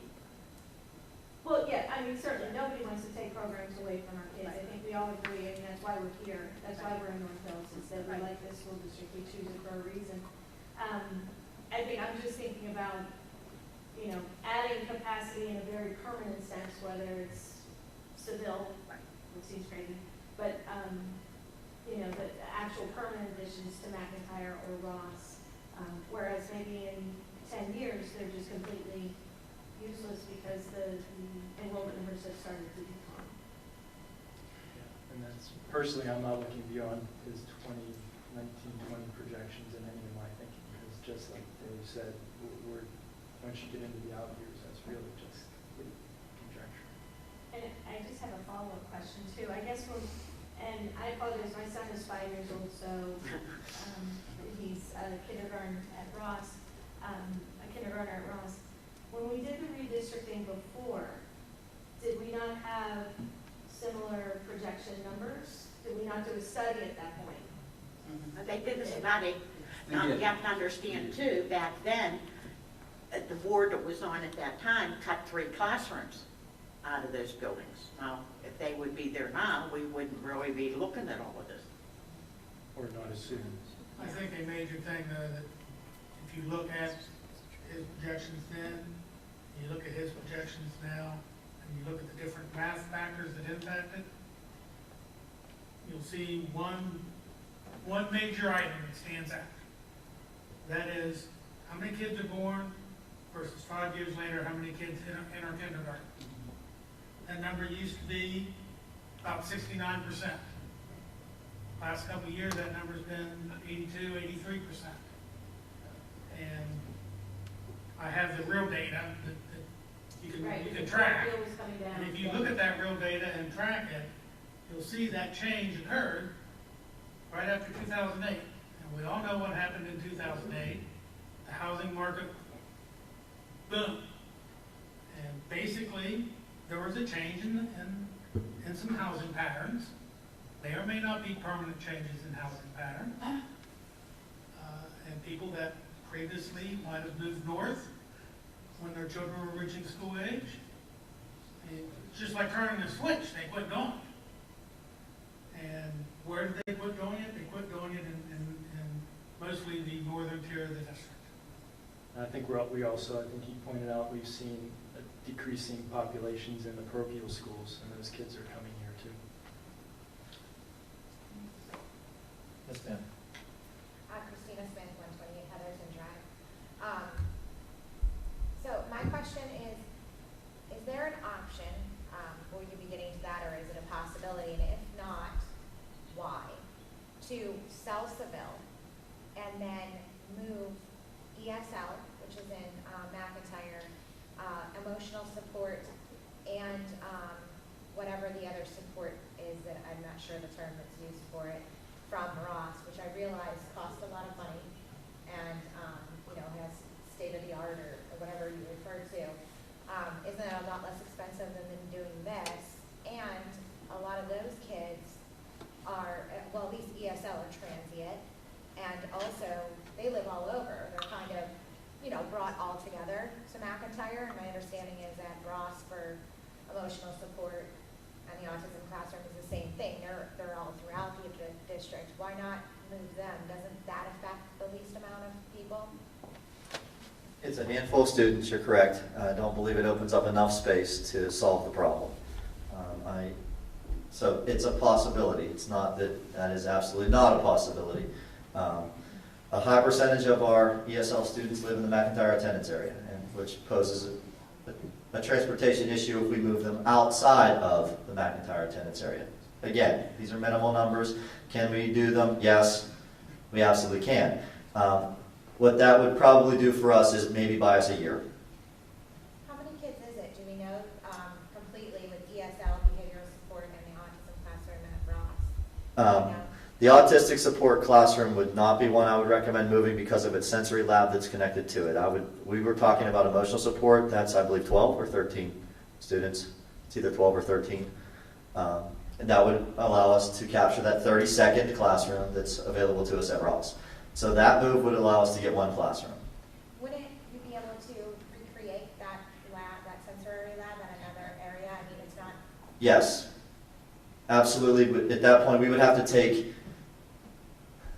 it's a classroom and a half right now. So that half does not exist at Highcliffe if we would move it to Highcliffe. So we would have to take 2 classrooms at Highcliffe in order to make that work. Is it possible? Yes. You've now gained 2 classrooms at Ross. 2, 3, 4 years. We'll just be back here again in 2, 3, or 4 years and talking about redistricting, and that's the difficult part about it. I see. What about, is there an opportunity to sell Seville, which would offset some of the permanent construction costs at Ross or McIntyre? It's for sale now. It's something that the board majority has asked us to investigate. We had potential buyers. One potential buyer last year about this time. We know that didn't pan out as based upon the amount of money they wanted to pay for the building. We weren't willing to accept that. Have we had any other offers on the building? Not recently. Well, I haven't had any other offers. And recently, in the last 6 months or so, nobody's even shown any interest. I'd like to interject here, if I may.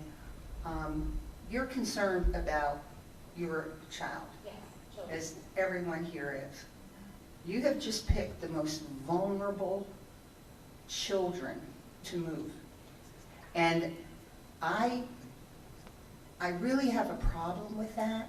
I have a problem, and I've had a problem with us even discussing moving our emotional support group into a school like Highcliffe, which has our life skill children. It would be disastrous to do something like that. I really, really have a problem with that. Well, I have a problem with it. My son has special needs as well. So he's also a vulnerable child. So if you want to say, this group of children is vulnerable, my child also is. Okay, is his special needs being taken care of? Not yet. Not Okay. yet. But These students have been identified. Their needs are being dealt with. They also use the autistic classroom when is necessary. I don't know what your child's special needs are, and I hope they are addressed, and I hope they're taken care of. I'd like to kind of redirect us back to what I said at the beginning, and that's where they're great questions, because tonight has really been a lot about, can we do this? And when you asked those questions, I said yes. The answers to your questions were yes, we can do those things that you mentioned. We have to begin to investigate, should we do this, about all the options that are placed in front of us, whether it's move 6th grade to the Hilltop, whether it's create a hybrid 6th grade at the Hilltop, whether it's move the programs you mentioned, whether it's renovate Seville, redistrict. All of them have been yes. That's been the answer to each of those questions. And I think we need to work hard over the next 3 months to find out really then which option is the one we say yes to of the should we do this. So you made a good point about each of those. Are they possible? Yes, they are. None of them solve the problem. They provide an opportunity to push that down the road a little bit. I honestly, and those of you that know me personally, those maybe in the back of the room, I don't want to do this. I don't want to be here right now talking about moving this particular neighborhood. I don't like the impact that it will have on kids and families. It's hard. It hurts. It's difficult. There's no doubt about it. When we talk about cost, I'm not going to hang a dollar on it. But there's a significant cost, and I'll see it. It's, when Mrs. Metz was talking about, you moved a school, the whole school was closing, the whole school was moving. Now you're taking a part of a school out. That's hard. It's hard for me as the superintendent to stand up here and say, that's what we need to do for this group of students to make this whole thing work. It's very hard. It's very difficult for the 9 board members as well. And the unfortunate situation that we're in based upon things that you can do nothing about, which is the past, is it's where we are right now, and that's the hard part about it. And the part that I have trouble with the process is that we can't do nothing. do nothing's not an option for us right now. That's why this is so difficult, because it's going to impact people. And personally, that's the hardest part about this. It's not hard to say, with these numbers, and I put numbers up there, they're big numbers, and as I've said to the board, give me a pile of money and I'll solve any problem you give me. We can solve a problem by throwing money at each one of these. They all work. Every one of them is not a bad idea. But we don't have that pot of money, and so that's why it's going to be a difficult 3 months. It really is. So I gave you the superintendent version of all of this, but I want you to know, as a superintendent, I know what you're dealing with as a parent. I see it. I see your kids on a daily basis whenever I get out. Our buildings are amazing. Our teachers are unbelievable. So where they go, they're going to be taken care of.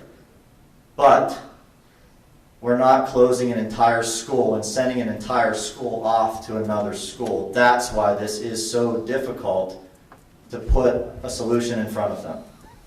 I want everybody to know that as I progress through the presentation. Yes, sir. Jay Murphy, 125. Would a gradual redistricting work? Like you get your kindergarten enrollment numbers, and then you look at where they are, and you're like, all right, we're going to put this enrollment here, these kids here. I know you have tiered bus scheduling, so would that be an option? Like, hey, each year you're gradually moving the newer kids in. You're not moving kids that are already established in the school. Like I said, when my son goes in 5 years, 6 years, it doesn't matter. I love all the schools. But I wouldn't be moving my daughter out now. You're moving the kids coming in. We have room for 4 classes. We have room for 3 kindergartens this year. We get 3 here. And we look at where their demographics are, and we move them to where they need to go gradually throughout the next 5 years. Each year with the kindergarten. It's a great concept. I don't know how it would work. I don't know if it could work. It's something we could look at. And just the hard part about it when you look at this map is these are big when they progress up. I think you can see that. That number is going to divide by 5 regardless of what our class size is. It's 5 classes the whole way through. So we might have to future redistrict more in order to create enough space to take that bubble through Ross. And that's where I don't know. And a lot of that too is, I can't tell you how many kids we're going to have in the kindergartens next year without having that kindergarten registration. It is literally walking blind. First day of school. Yeah. Right, but if you have room for more kindergartens next year in Ross, instead of, you don't have 5, you only have room for 4. And We have talked about some of those, but it sort of depends on when you register it too. You could register in February with your child, and your neighbor can register on August 17th.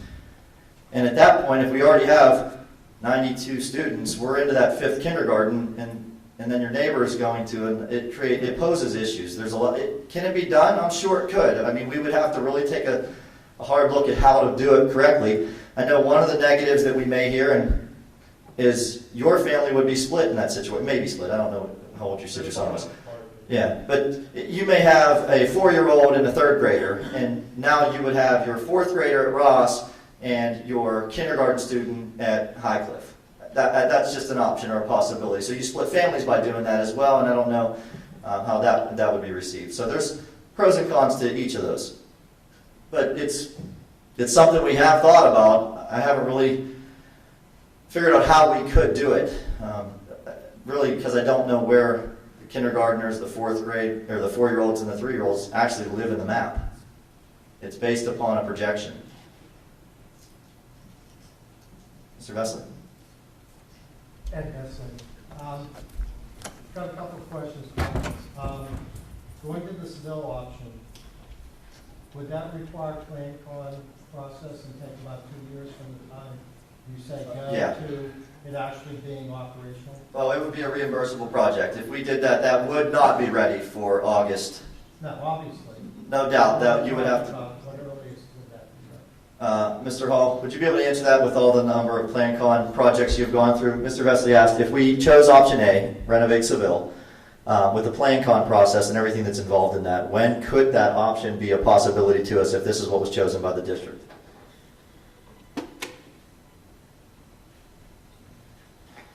You could probably get design work done. You might be able to put it out for bid late next year. Take bids up in beginning of the following year, do the construction starting that summer. The summer of 2017, you do start construction? 2018 school year will be early. Probably. Now, Now, keep in mind, Plan-Con doesn't exist right now. Oh, did they eliminate it? Well, they haven't eliminated it, but they're frozen it. You can't put anything into the pipeline. So you can't add your buildings? Or what do you? You can't get them to give you any money. Oh, okay. Okay, so we got money out of the Plan-Con process Absolutely. many years ago. But right now that money's frozen, so we're all on our price tag, right? So we don't have to really go through the process. Well, you still have to go through the process. Ah. You just don't get any of their money. Okay, so going And they're on grossly understaffed at the moment, too, Okay. because they don't have much budget.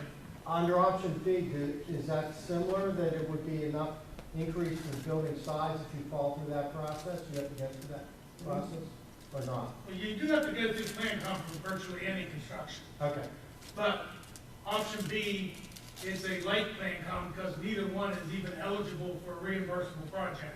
okay. You can only do that once every 20 years. So the other comment, two other comments. So if you would add classrooms to Ross, McIntyre, or both, do we have enough infrastructure to support like phys ed? Is there enough periods in the day to do, the arts, the languages? It's all getting that really kind of- tight. That's a great point. It's getting really tight. If you would be splitting phys ed, for sure. You would have two grades in the phys ed classroom at the same time. Staffing doesn't get impacted all that much because you're going to need that It's staff to physically educate your kids building, anyways. so- You're pushing it. Because McIntyre is a relatively small thing Right. compared to Ross. Yeah. So you would have some disadvantages. I know for myself, Jim was always the driving force in a lot of things. Cafeteria too, having enough capacity to have that many more kids. So I'm just asking that question. The other thing is, it's possible if Ross to not take the ball field and use the area that's adjacent to the track on the north side and build a two-story building, because the elevation does drop there. Is that a viable option, or is it mandatory that the space would have to be used? I'm looking at Mr. Hall. Yeah, Because he that's probably okay, knows- so am I. He probably knows the answer to that. Well, I'm sitting here trying to think of the floor plan. You do have an academic wing hallway coming out for the door there. So you do have a means of egress and entry into the building there. I'm just throwing it out. Off the top of my head, I'm not seeing why not. Okay. Probably your biggest cost would be to extend sanitary sewer lines and things of that nature that far. I know they run down that other side, so it's easy to get to them there. There's a lot of fall to the valley, so I would imagine that you would maybe have to do a different route, but. You just have to take the lines a good Yes. distance. It would be, I'm just throwing that option out there. It would be viable, Now, my final especially if you comment, went two-story with it. It's a John Thomas question, or John Yeah. Thompson. my final comment is looking at Dr. Stuman, going back to this lady's comment, wanted to say that when the redistricting committee was held, we were only given data up to 2013. Stuman only, I believe that report was actually done well in advance in past history to when the committee actually resumed, because there was a long process of building all the elementaries in advance. Yeah. So we really didn't know what was going to happen. We're already 3 years out from that data with new data. So to try to say, was he right? I think he was pretty much head on up to 2013. He didn't really predict beyond there. You're right. Now, looking at his numbers and looking at 2019 and 2024 that are in his study, and this is something that is really significant to the board, I think, because what you guys mostly look at is the dollar figure. We're looking at an overall increase in population. You look at scenario 2, which I believe is the one Stuman kind of leaned for that he thought was the most realistic. So you're talking about going from an overall population in North Hill School District of 4,264 to 4,669, or an increase of about, sorry, I have to pull out my glasses, 405 students. Bottom line, you're going to have to hire more teachers to house 405. So in the bigger picture, we've been lucky over the last 5-10 years that our population growth in North Hills in the overall big picture is actually decreased. So we've been able to do stuff under the Act 1 limits. We're not going to be able to do that if students' projections are correct. So we have to bite the bullet somewhere. Whether that's doing that now, doing that in 2019 or 2024, we're probably going to have to expand somewhere to accommodate this many students. We could probably survive to 2019 without doing it. After that, if his predictions are head on, we're going to have some construction costs for some kind of addition. Not only are we going to have operation costs. So when we look at these selected data, we have to look at the bigger picture of where we're going and try to, I'm going to charge you guys to look 10, 20 years out as opposed to this narrow, hey, we only need to look at, oh, what's going to happen to my kid next year? I don't have any kids in the district anymore. So I'm looking at it as a taxpayer, as an overall education process, where do we need to go in the future and how are we going to afford to be able to do that? And you're exactly right. If you look at the redistricting 2010-11 map, there was 104 classrooms. We dropped to as low as 99 since I was superintendent. We are at 106 this year, and you saw as I projected into next year, just moving everybody up, assuming similar kindergartens, we were at 107. So you're correct on how that number moves up. I talked about what you just summed up there with John Thomas. And I talked to John about a number of different things, but we were talking about additions and adding capacity options. What he cautioned me on is that you don't need it right now. And that may be the option that you explore in 4 or 5 years when you do have the live births and you do have a better understanding or indication as to who is in your community and where they are. Where right now, we don't have that. It's a projection out into 2020, 2021. So he kept cautioning me back to that number. 597 seats available to you right now. Yes, it has to be a perfect footprint. Let's just use Ross since that's the one that I'm on. They have the capacity right now to hold 16 first graders. If 17 first graders move in, that's going to be a different look, correct? It doesn't fit. So, yes, there are 600 seats or so available to us, but they have to be in the correct school in the correct grade. But what he cautioned me on is you have a school of seats available to you. And so that's where he was kind of talking about these cost options and permanent fixture options as you might need it and you might not. And that's where, again, this becomes a difficult puzzle to solve. So that's definitely been, at least on the table when we were talking construction costs and construction numbers. Mr. Hall? Well, his projections show growth 400 or 500 kids. A fair chunk of those are at the secondary schools. That's right. And the secondary schools right now are at a low ebb. Clearly, the higher numbers that are in the elementary are going to flow into that secondary over that time frame. Secondary can handle the capacity. It wasn't that many years ago that we were at 5,100 students in the mid-90s. So we should be able to handle 4,600 students. If we grow a total of 400 or 500 students, you're talking 200, 250 at the elementary level. You're showing you have almost 600 capacity at the elementary level. Now, granted, again, you're right, they have to go into the right places at the right time. But you ought to be, there's a fairly good chance that you can handle 200, 250 elementary kids. There's a real high probability that you won't have any difficulty handling what's coming to your secondary schools. So I don't foresee any construction here, and there's some probability that you may have to do something at the elementary eventually. There's a better probability, I think, that you won't. Based upon his numbers, whether his numbers are estimated high, estimated low, that's anybody's conjecture. And you and I can argue that point, because I made the point to Dr. Suman that he doesn't take into fact that someone like me who doesn't have any kids is going to move out. And we all know the millennials are now having live births, and that group is still in the infancy of giving live births. And they're what gonna we see buy is your a house. national trend, whether we see it end up seeing here in Ross and Westview, Ross Township and Westview Borough, we don't know. But there is a likelihood that he could be right on, and we might have to bite that bullet later. And I wish I had your crystal ball, Ed, to know when and where those births are going to come. And I would love that right now. I would just. I understand that. I'm just saying that we can't be short-sighted, that's all.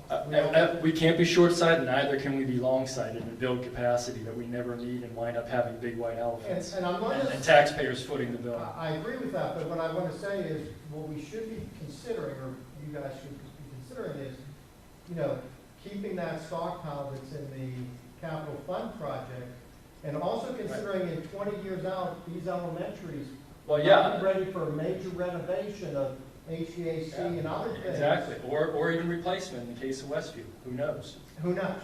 Who knows? And we can't be forced, we can't always operate, that's bad advice. We have to be cautious that we keep an operating budget that has some sluff in it, that we're not living dollar to dollar. Dave does a good job of making us a budget every year that somehow winds up a couple $100,000 in the black. And I am all for taking that money and putting it into the capital reserve. We also need to make sure that we keep our debt service timing structured as it's currently structured.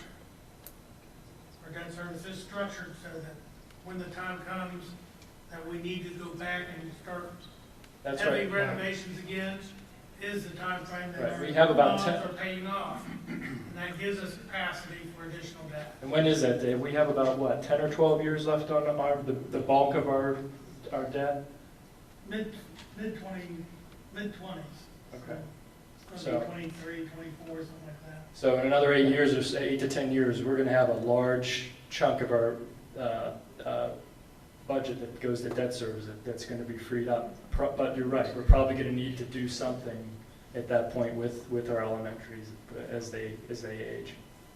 And if the debt service drops off before we're doing the renovations, if we do what we should, and I won't be here right now. If we do what we should be taking that additional debt service and dropping it straight into the capital project fund to save up towards when we do those renovations.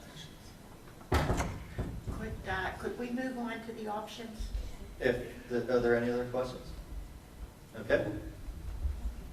Option C is adjustment to neighborhoods. This is adjustment to neighborhoods currently in the Ross and McIntyre Elementary School enrollment areas would relieve the unbalanced enrollment growth. And I want to tell you that I put those on the slide because we talked about, look, there's an infinite number of options. There really are. But what we wanted to avoid is the spinning of the map.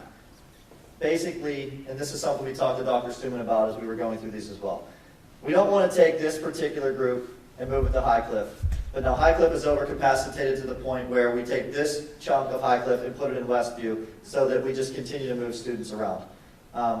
In order for us to get to a minimum impact, then it's going to be focused on the McIntyre and Ross enrollment areas. And I think I showed you the charts of the number of students in the classrooms available, why we've targeted those two. I think that's pretty obvious. Multiple options exist involving various neighborhoods that would solve the issue with minimal impact. Amanda, where on the district website is the Excel sheet? It's under Parents Elementary Redistricting, along with all of the information related to redistricting. Under that tab on the site is an Excel spreadsheet that has the students broken into their neighborhoods by grade level. And when I say neighborhoods, I agree with you in the way you stated. It's not that neighborhood that maybe we once had, but the neighborhoods that were established under the redistricting committee in the past, they have a letter and a number associated to them.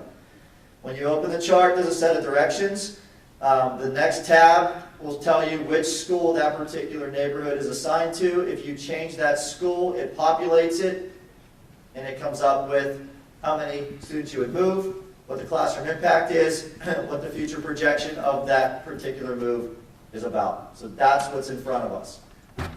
To this date, I've received 5 options from board members, administrators, community members. Throw this out to this group and anybody that's watching when we publish the tape. If you come up with an option that you believe works, come up with an option that looks plausible, call me. Come into my office, we can sit down together, and if it works, I will put it in front of the board. I think the more options we have, the better we are at solving this problem. So I want to put that out to anybody here. And I also will keep that anonymous. I'm not going to say that this is the John Thomas from Highcliffe option. I will not do that to anybody. So including a board member or an administrator with the options that are available to me today, they're just listed option 1, 2, 3, 4, 5 right now. Okay, so I have 5 right now. Each of those 5 work. There are cons. Students will need to be moved from their current buildings. I already expressed that. Adjustments to neighborhoods most likely will be required approximately every 5 years to adjust the changing demographics. This does not solve it forever. Pros of this are its minor shifts, and it's what Mr. Kelly said, it's a smaller move, and that could end up on either slide. I think I could see that as well. This option maintains the intention of having 4 similarly sized elementary schools. It's what our Facility Action Committee talked about. It's what they designed. It's what they built. Enrollment areas can be changed for next school year. There's no financial impact. There's not a dollar figure hanging on this one like there were on the other ones that I had talked about. Neighborhood adjustments require no construction and no curricular change. Okay. This is the map that we've been talking about. This is the way those neighborhoods are drawn. It's a little difficult to see because of the size of it. But if you look, just for example, this says 9K. That's this area in red. This is 9I. That's this area surrounded by those red lines. Those are the neighborhoods that I was talking about whenever you open that Excel document. This map is also available under those tabs as well. So you can print it out and take a good look at what those neighborhoods are. So if you go into that map, and you move 1A from Highcliffe to McIntyre, and I'm saying that because Highcliffe Elementary is right in the middle of 1A, it will take all the students from that school and put it in the school that you assigned it to, and it'll give you a projection. It'll tell you what the classroom impact is based upon where those students are located. It'll tell you how many seats you have available to you, which is what I did in the chart before when we looked at our schools. So that could tell us if we move these neighborhoods, we just put Highcliffe over capacity, then what it can hold, this won't work. That's what that spreadsheet will allow us to do, okay? So here we are. The first option received moves 7 neighborhoods. It impacts 120 students. All of them use the same color scheme. If you see yellow, those 2 neighborhoods in this map are suggested to move to Highcliffe. The blue neighborhoods are suggested to move to Westview. So that's one option. Then it works. Again, from the beginning to the end, including the 5 that we're going to talk about. Can we do this? Yes. Should we do this? That's the answer to the question that we have to answer as we go through this. Okay? Do we want to talk about, Mr. Yeomans?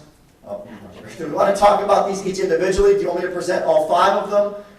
Come back to them as we have questions. Maybe talk about why that blue part is so big. 9J is the cemetery.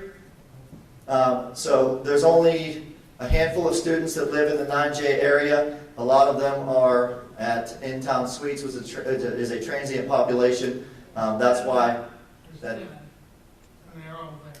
and okay, there's 10, and they all are at Embassy, or Embassy in-town suites. But there will be townhouses later. Okay. Jeffrey, could you just tell us the streets that are, like, an outline of them, just because it's hard to see? Yes, it is. Can any of you see the streets associated with that on that map? This is going to be posted online tomorrow. Let's continue. Am I correct now, I'm looking at where it falls all the time? We have a, Elected day is It says 6 on the thing on it says 6. They're blue, therefore it's not the same moving them to West. I'm sorry. The map on mine it says 6, it's not 9. 6 what? It's 6 Yours says 9. This is 6J. 6J. Oh, I see. 6F. The example I gave was 9 over here. These are 6. 6G, 6I, 6F, 6J, 6A, 1H, 2G2 are the ones on that map. Dr. Marino, how many kids are you hoping to move, like, not hoping to move, but need to move in order to make it effective? It all So, like, depends. this is 120, would that work? You said these are. Yes, Okay. each one of these works. I've had several that didn't, and I didn't even put them on here. In fact, the 2 that I did didn't work. So, and I didn't put this part in there, but this is what I would do. If you brought in some options to me, and we sat down and put it in the chart, we would color a map. I'm beginning to understand the adult coloring book. And then there's a tab in there, and you'll see this if you did one off of the chart that we have there. This tab will show you the neighborhoods that you moved, the grade levels that those students are in, and now its impact. So in this particular one that we're looking at, it puts 26 classrooms at Highcliffe, and then it'll tell us how many seats we have available to us over here. So when you go through this, it's 25 at McIntyre, 28 at Ross, 27 at Westview.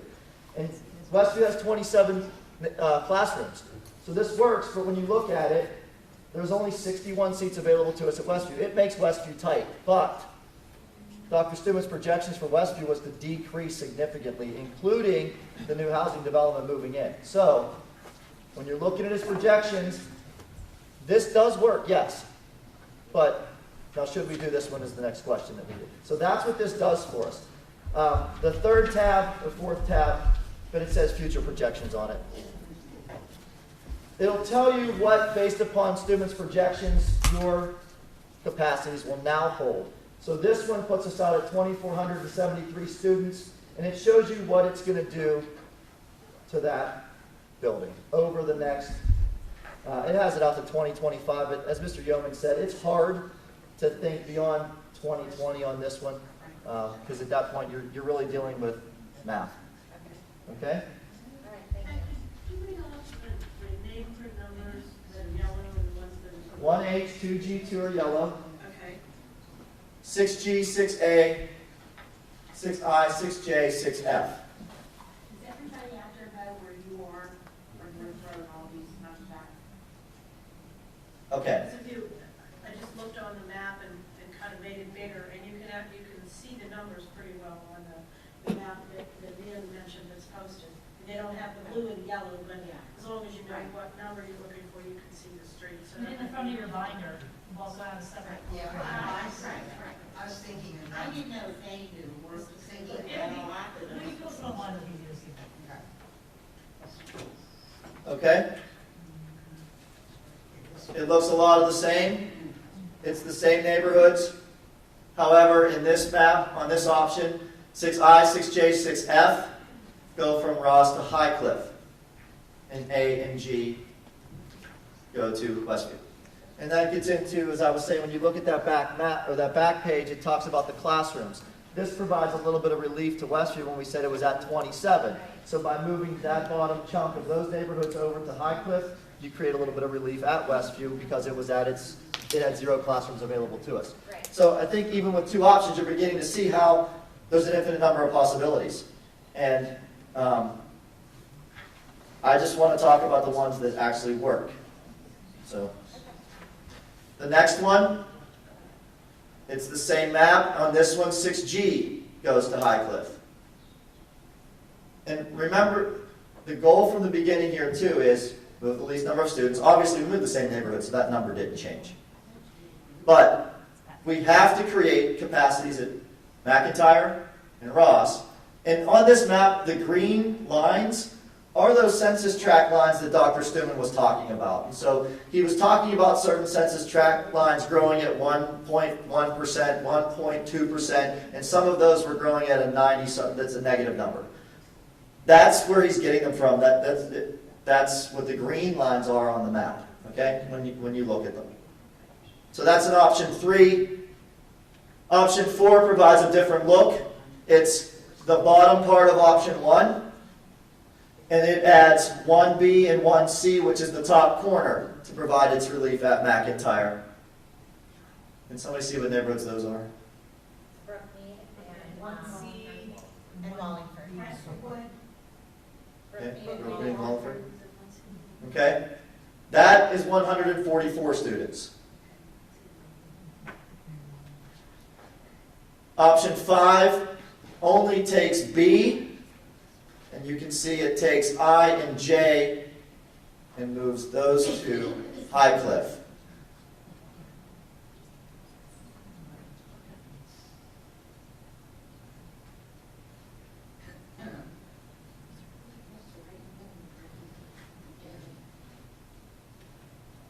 And I'm to the questions part, but I want to kind of, let me sum it all up real quick, and then we'll talk, because I'm sure we'll want to look at particular options when we go back through. We have a couple things in front of us. We have a lot of can we do's in front of us. I think we have to make a decision as to what direction we're going to go so that we can begin to focus on that specific option. If it's move 6th grade to the hilltop, let's do it, roll up our sleeves, and we're going to hammer this thing out so that it's awesome. Like Mr. Thomas is shaking his head because he knows it. We got great teachers here. We know that'll be fantastic. If it's, let's build a building, let's open Seville, let's add an addition, let me get John Thomas in my office as quickly as possible, start laying out the plan so we can get it built. If it's move neighborhoods, let's get some neighborhood options in front of us so that we can move a correct combination of neighborhoods so that it has the least impact on people and make this process as least difficult on families as possible. So that's where we are summing the whole thing up. Everything I put in front of you today, we can do. No doubt. I need to know which one we should do. And whether it's option A, option B, option C, and if it's option C, which options under C should we do? I'm not about to profess that I have the right answer of combinations. I'm asking you for your help. I'm asking you for any combinations you might see or you might have. I welcome the opportunity. Call my office. Love to sit down with you and go through it, and we'll come up with the best one we can. We come up with one that works in my office, we'll get it in front of the board, and no one will know it was you, Mr. Vesley, that put that option in front of everybody.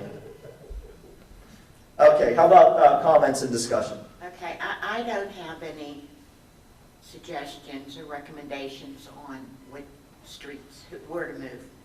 My biggest concern here, looking for next year, is that children are going to be displaced and going into Westview.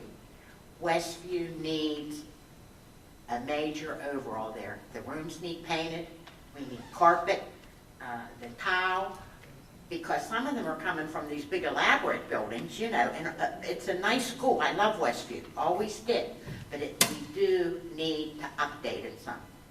Now they got the air conditioning, we've done the majors, but we need to freshen it. And that needs to be addressed immediately before we move them down there. That's my opinion. Mrs. Becker? I do agree, but that wasn't what I was asking for. When we do this and put these families in, we're talking 144 students to 120 students, reverse. Is there, when we are doing this, we have no idea how many families this is, do we? No. Because obviously if we have 144 That's students. a great question, but there's no way in that chart. That we could figure that out. Well, it's not that there's no way. It'll take a little bit of investigation on our part to dig through ProSoft to say that. It'll take a significant amount of time, however, yes, it can be done. Okay, Because you're right, you're gonna move a family that may have multiple siblings that are impacted by the move. So Yes. therefore, we are not necessarily affecting 144 families. No. We might be affecting 100. Right, 70 if there's two in a Okay. family. Yeah, All right, thank you. you're welcome. Yes, sir. Hey, it's Jay Murphy. You said this will have to be done every 5 years, right? It's an assumption. I think it's really too based upon the last redistricting map that was drawn in 10-11, and it worked. It got us all the way out to this year. And Because there's that project going where Highland Country Club was. Yeah. I know the guy said there's going to be like 11 students from that whole project. I don't buy that. But He's talking about the townhouse part of it. he And said the townhouses will bring one student, and the buildings will bring 10, I think. I could be off, but he said it wasn't very impactful. But that area is High Cliff and Westview. That'll be built up in 5 to 10 years, that those schools may just, we're gonna be in the same situation again, we're gonna have to move kids around.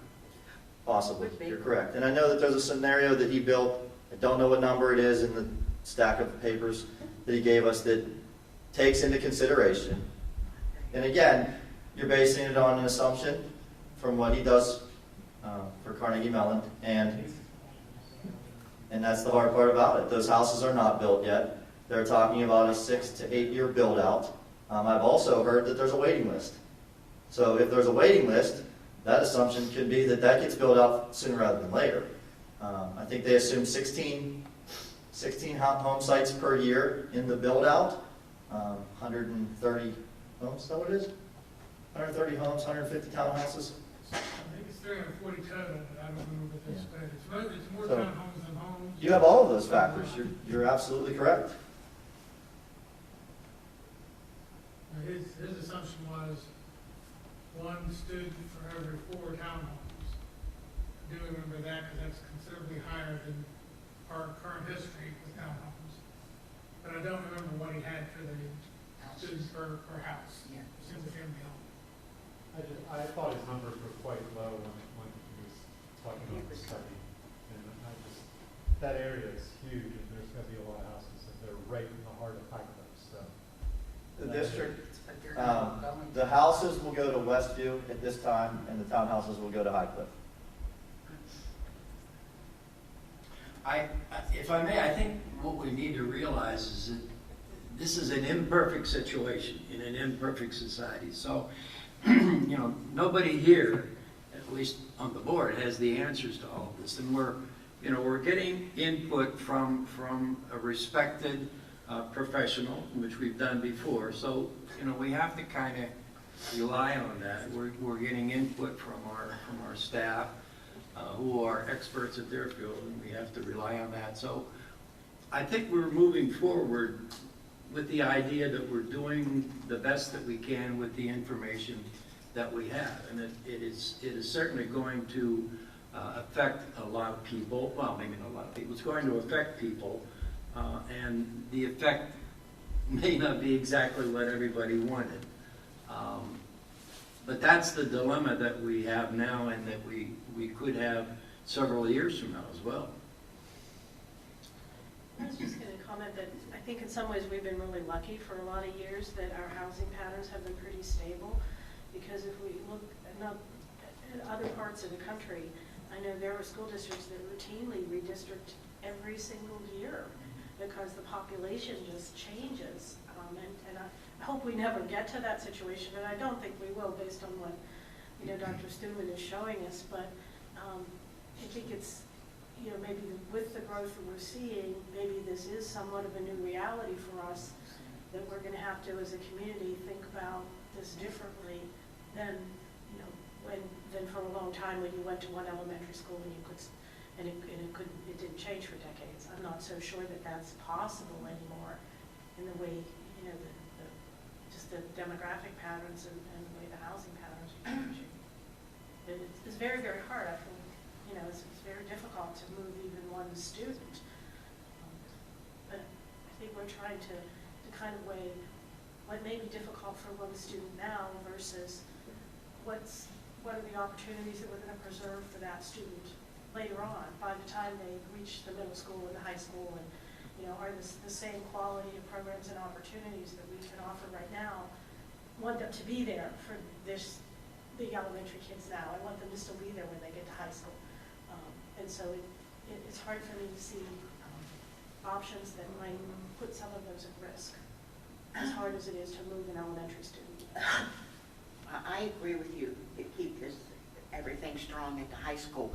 However, I am a truly firm believer that our elementary is the foundation of our education.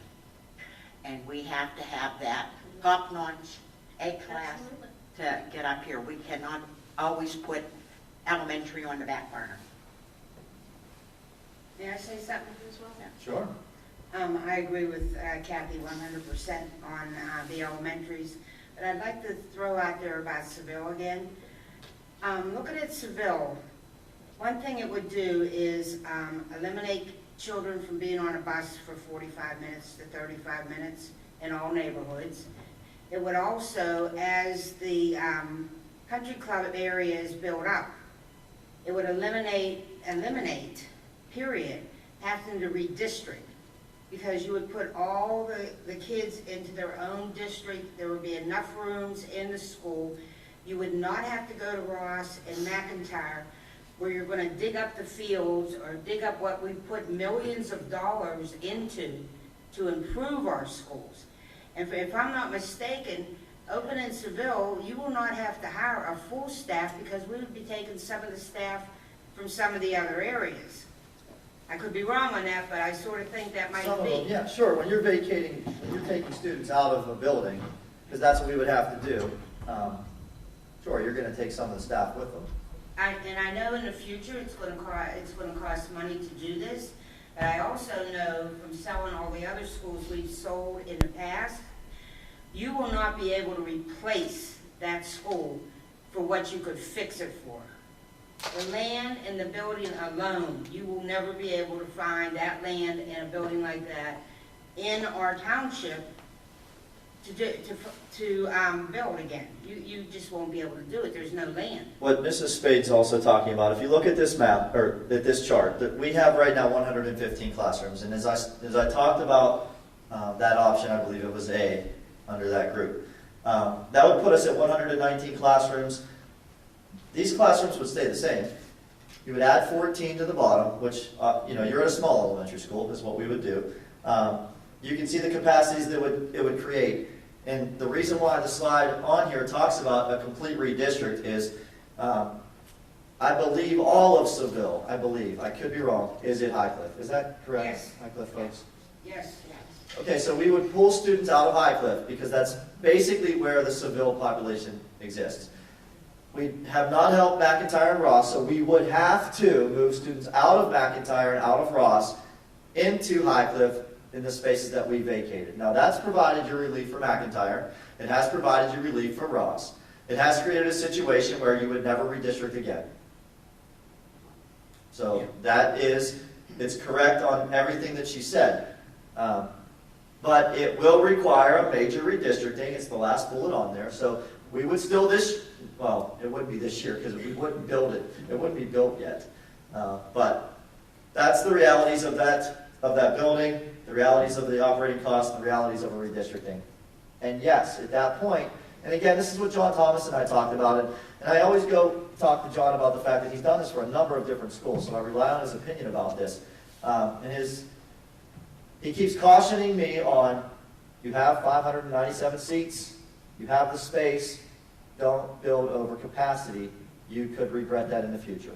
So that's just his opinion on this, but you're right, we redistrict, we would never redistrict again because you have the capacities under the 5 elementary school model that we would go with. 4 similar size, Ross being the largest, and a small 300 student elementary school as we once had at Highcliffe, Norway, Perrysville, Seville, under that plan. So it's absolutely a possibility. Mr. Nitty? I don't know what it would take to get people to understand that we don't need additional capacity right now. And if we add additional capacity, we're adding additional expense. I think it's been explained clearly enough that we don't need additional capacity at this particular time. And I think that should be completely taken off the board, for discussion. Take it off the table. Another concern that I have is we have heard from the president, who I know he only has 1 more year to go, and our governor. My concern, if the legislature ever gets themselves together and comes up with a budget, is that we are talking about pre-K and kindergarten. I think that is one of the most valuable part of education. So I think we have to keep that in mind too, because if in fact, I know kindergarten is not required now, we do provide it, all schools provide it. But I think if pre-K comes in, they're going to require both, pre-K and kindergarten. Where will we put them? Good question.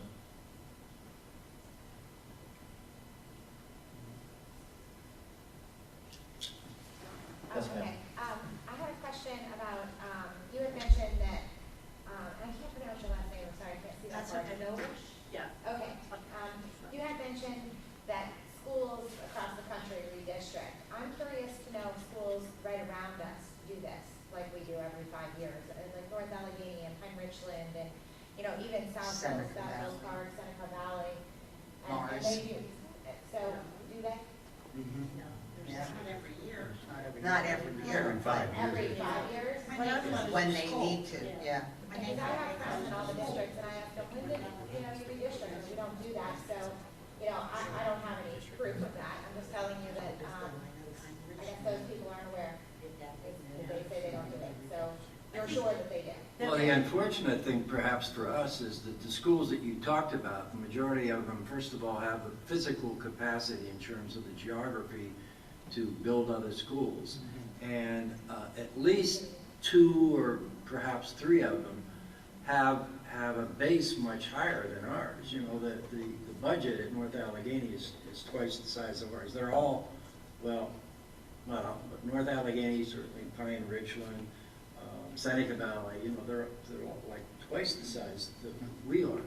So they're building districts, whereas we're a district that has been pretty well established for many, many years. So we're kind of hampered in terms of geography where we could build it if we needed to build. And quite frankly, in a decreasing population, because that's obviously where people are moving further and further north. Yes, ma'am. Just a quick question. I have no idea if this would even be able, similar to the family question, but is there any way to know that whichever redistricting option may be approved by the board, is there any way to know if the students that are being moved are being moved with kids, you know, at least obviously not within their class, but within their grade? So we're not That maybe chart- just moving individual students into a whole new situation. It's a good question, and the front of that chart will show you, this particular neighborhood, based upon the letters and numbers, has 4 third graders, 1 fourth grader. And if that's the only So it's still school, a possibility. yeah, Okay. you'll be able to see that, okay, there is 1 fourth grader in this move. And you saw a lot of these were combinations of neighborhoods. You would have to look to see if I'm moving these 2 neighborhoods that are in this part of the spreadsheet, and there's a 1 here, is there a 0 if it's in 4th grade? So you can kind of assume it, looking at that chart. And I guess I would just say that maybe if we do identify a certain redistricting plan, if that's the way this all goes with all of the options that have been presented, if we do identify, and obviously that's taking place by mid-March, to start to acclimate those kids, you know, if they're not, you know, if the teachers can identify them and introduce them to kids that are all part of the plan, so that they're kind of, there's a plan to socialize them going in. I was just going to make the suggestion that we allow those students, because we're not dealing with 3,000 kids, that they go to the new school. You know, that we have a day, like the 6th graders, when they come up here, that your neighborhood or the people around you would go to the new school. I think they would meet, you know, be able to meet their teachers, or it isn't even so much their teachers as much as the kids. Right. So they're not as frightened. We were told that would happen. Yeah. And I would suggest that those kids also be the first ones to know who their teacher are going to be for them. Correct. Yeah.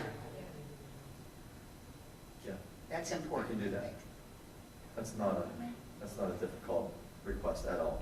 Absolutely can do that.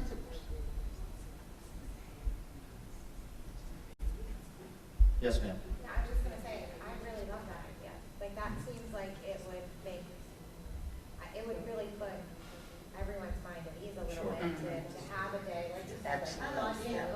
Yes. From, like, you go to school one morning, and now they're busing over to the other school, they're spending some time there, knowing who their teachers are. Absolutely. Kind of makes them feel a little bit special. We have kicked around those ideas. Yeah. I honestly didn't spend a whole lot of time on it. I spent a lot of time on options. But we have talked about that. We do that with our current 6th grade class now when they come to this building, as they move up to 7th grade. And yes, that's important. Students leave here welcome, excited.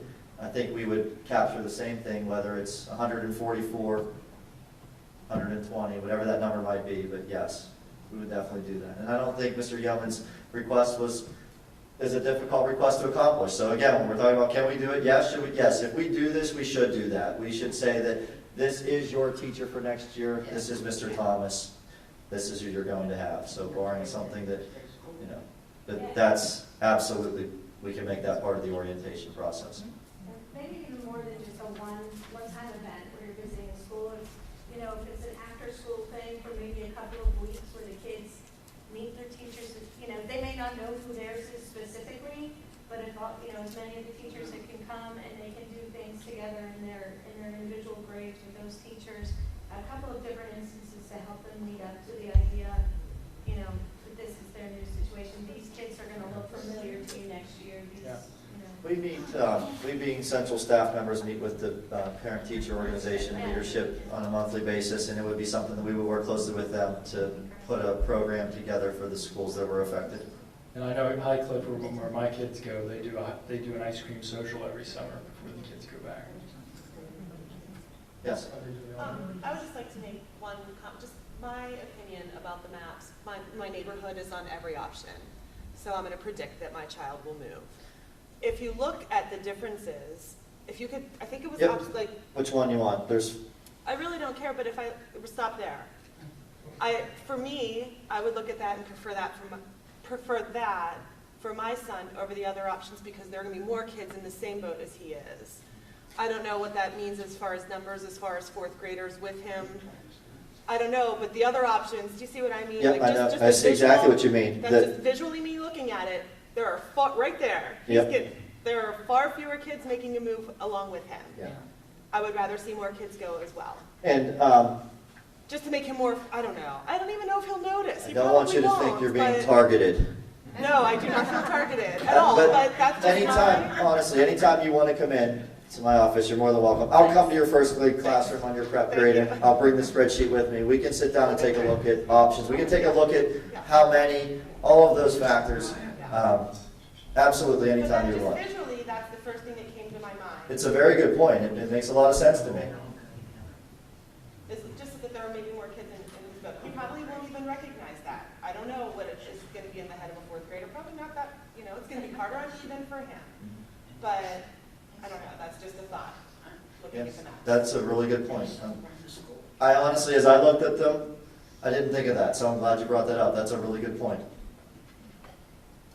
I kind of have a similar question, or not question, but comment about options 4 and 5. My neighborhood's on both of those. And I'm Brookmead, and then above it is Wallingford. At least I think so. Yeah. So, but on option 5, it's Brookmead and not Wallingford. And I'm not trying to go for a misery loves company or anything, but you know, they all ride the bus together. Even though we're not a neighborhood, we are kind of like alone out there. You know, I'm like the far edge, and so like my kids are close to a lot of kids in that neighborhood. It kind of feels like we're one. So I guess what you were saying about it, like being a bigger area, of course, you know, I like 4 better than 5, but it just to mention something of like us kind of being one. That's a good point.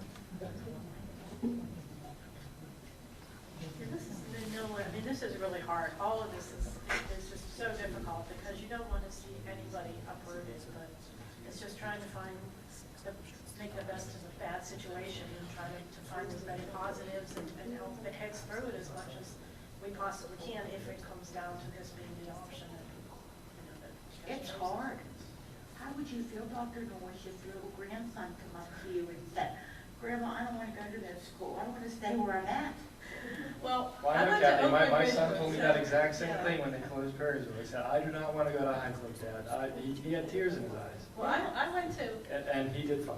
I went to Oakwood Ridgewood, which is long closed, but, I went to Oakwood Ridgewood, which is long closed. But, my son actually went to Ross, but I think I remember at one point when he actually had more friends that went to other schools because he knew them from community organizations. And he said, I think I'd know more people if I went to, I forget what school it was, but because he just happened to know those kids from being involved in with other athletics, things in the community. So it might be that some of these kids will find that they know people Don't know. that, they might not necessarily go to classroom with them, but, when they maybe through scouting or athletics or music, they may find that they know more kids. And we're hopefully a small enough community that maybe that will help them be a positive for some of them. Yes, ma'am. Because you're looking for, to do this once and hopefully not again for 5 years or 6 or whatever, are you more inclined to take option 4 and 5 because of the difference of 24 students? I mean, No. should I just get used to this No, idea that no. Again, we're on to, can we do, these are the 5 that were given to me. Can we do any of these 5? Yes, we can, every one of these 5 work. There's pros and cons to each of the 5. So it's not that I want the most, because honestly, I'd love for us to find one that had the smallest number that worked, that we knew based upon the classroom impact that we were good over a 5-6 year period. Because then, that's the one I feel most comfortable with, because I'd like the least impact. I know that that's what we're talking about. So no, don't think that this is the reality. Is it a possibility? Yes, because this option works in what we were attempting to do. I need to really investigate that second page on it, see how that impact is on Westview and Highcliffe, particularly Westview, because I think that chunk puts it at 27, and then yes, there's about 95 seats available to it. So as Highland Development gets built out, 95 kids can go through there, sure. But I need them to be in those specific grade bands where I have chairs in order for it to truly work, because I don't have a classroom without a construction project at Westview. And it's a possibility. It's not something I put in front of everybody, but we could expand to 1 more at Westview, but it requires some adjusting around. So we're not even going to use that as an option right now. Okay? So no, don't feel like you're in the game, but this is not the answer because of the number. Okay? Yes. Any other questions or comments? Mr. Yeomans? Okay, ma'am? My neighborhood is on every single one of those maps, and I forget who said it, somebody said it, that for all the kids coming from the bigger school like into Westview, that there would have to be updates like tile and paint and all that stuff, and would that be happening for the kids? We were over there today. We found a few areas that need to be addressed. There's some tile in some areas that needs to be addressed. So whether you move to Ross or anywhere into Westview, those areas need to be addressed regardless of what we do. And there's some minor issues. There's some paint. There's some tiles, but for the most part, it's a pretty nice school. It's in great condition. But yes, there are some areas, a lot of it's based upon landscaping and drainage, that we need to address before we get a bigger problem than what we currently have. We have some sidewalk issues over there that we discovered as we walked around. That needs to be taken care of regardless of whether we move 1 student or 100 students into Westview. Westview was the first school renovated.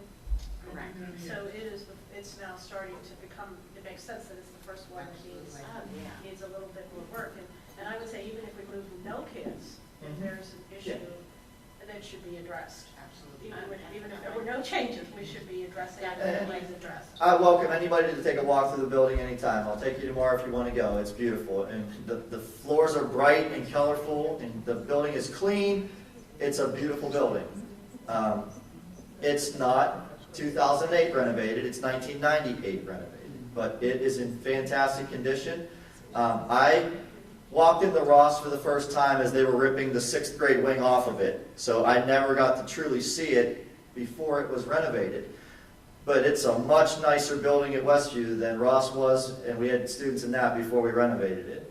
So there's a lot to be said about that. It's a really, really beautiful building. A lot of school districts around us would love to have an elementary school that looks like our oldest elementary school. It's a beautiful building. Yes, it needs some TLC with some paint. It needs some hardscape things taken care of outside, and all of that is based upon weather and environment issues that we would deal with anyway. So it just needs a little touch up in some areas. I would agree with you about pre-renovated Ross. It was not a wonderful space, but it was a wonderful school, and I think it's the teachers and the community and the parents and the kids together that make the school, and I think that learning is going to take place no matter where, what school we're in. Any other questions or comments about any of these options as we're to this point? Yes, ma'am. I have an unpopular question.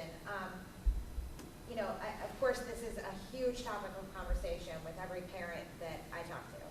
And it seems like, let's say 50% of them have to say something like, well, I don't have to worry about it because I'm going to get a waiver because my child care, bus only goes to, such and such school, so my child's not going to be affected. Or, we're going to get a waiver because my child's in 6th grade and they're never going to make the 6th grade move over.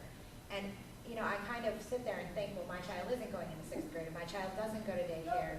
And so is that an opportunity? I mean, are people going It's a to great question. Yeah. And here, I want to share the realities of how we handle situations like this.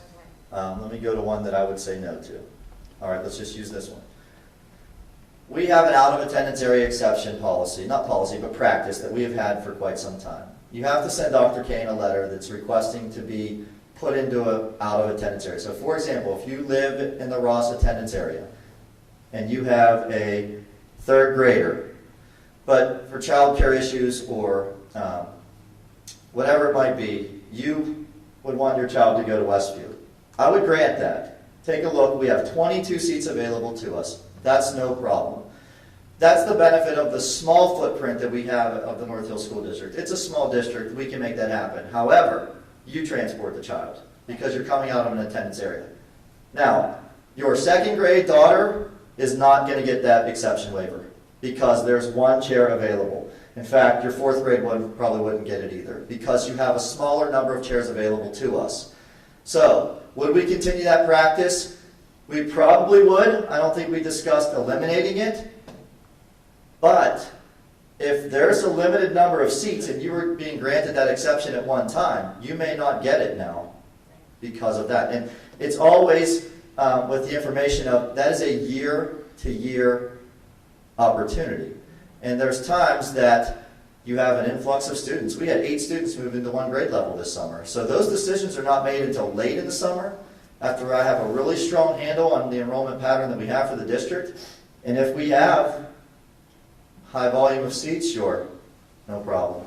So it isn't going to be a large cluster like the children going into 6th grade next year are going to get to stay in their building to finish out the year where, because then, what about 5th graders? You could have that argument for every grade. So I understand that there's like small exceptions here and there for different reasons, such as daycare or whatever the reason. But are you going to take a large group like the 6th graders and allow them to stay in their building? We hadn't planned on it. But again, we have how many this year? All I can say is we used to, as Dr. Manarino said, we used to have a lot of parents, up into the 20s, in the lower teens. This time maybe 8, 5. It's very, very few people want to do it. And we've had parents that write, and they have a 2nd grader, as was mentioned, and a 5th grader. And I've said the 2nd grader can move, but the 5th grader can't. It's up to you. Parents always say they're going to stay put. Because they don't want to split the family. And that's where earlier tonight I brought up if we did some sort of hybrid, how the splitting of the family becomes an issue. For some. It might not be an issue for others, and that's where that's going to be a 50-50 type decision. Yes? And I do want to be clear on the transportation for daycare. Yeah. If you have an exception, you get no transportation.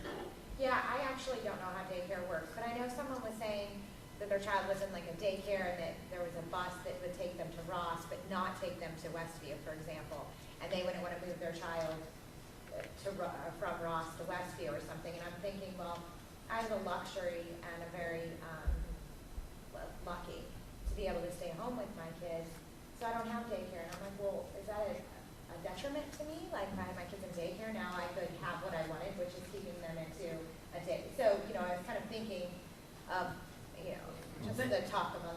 But actually, if there is no space in a grade level, even though they have daycare, it doesn't matter, there's no space. Yeah, okay, thank you. Well, I That's a good think question. that we need to look into that. Thank you for bringing that up. The last redistricting that we had, one of the people on my street left their child at, I forget what school, they didn't move him. They asked for an extension because he was going into 6th grade. And I cannot tell you the people from my district, how upset they were and would come yelling at me. I didn't even know it occurred, except when they put, you know, the request in. And I think the worst part of the story is the mother was a teacher.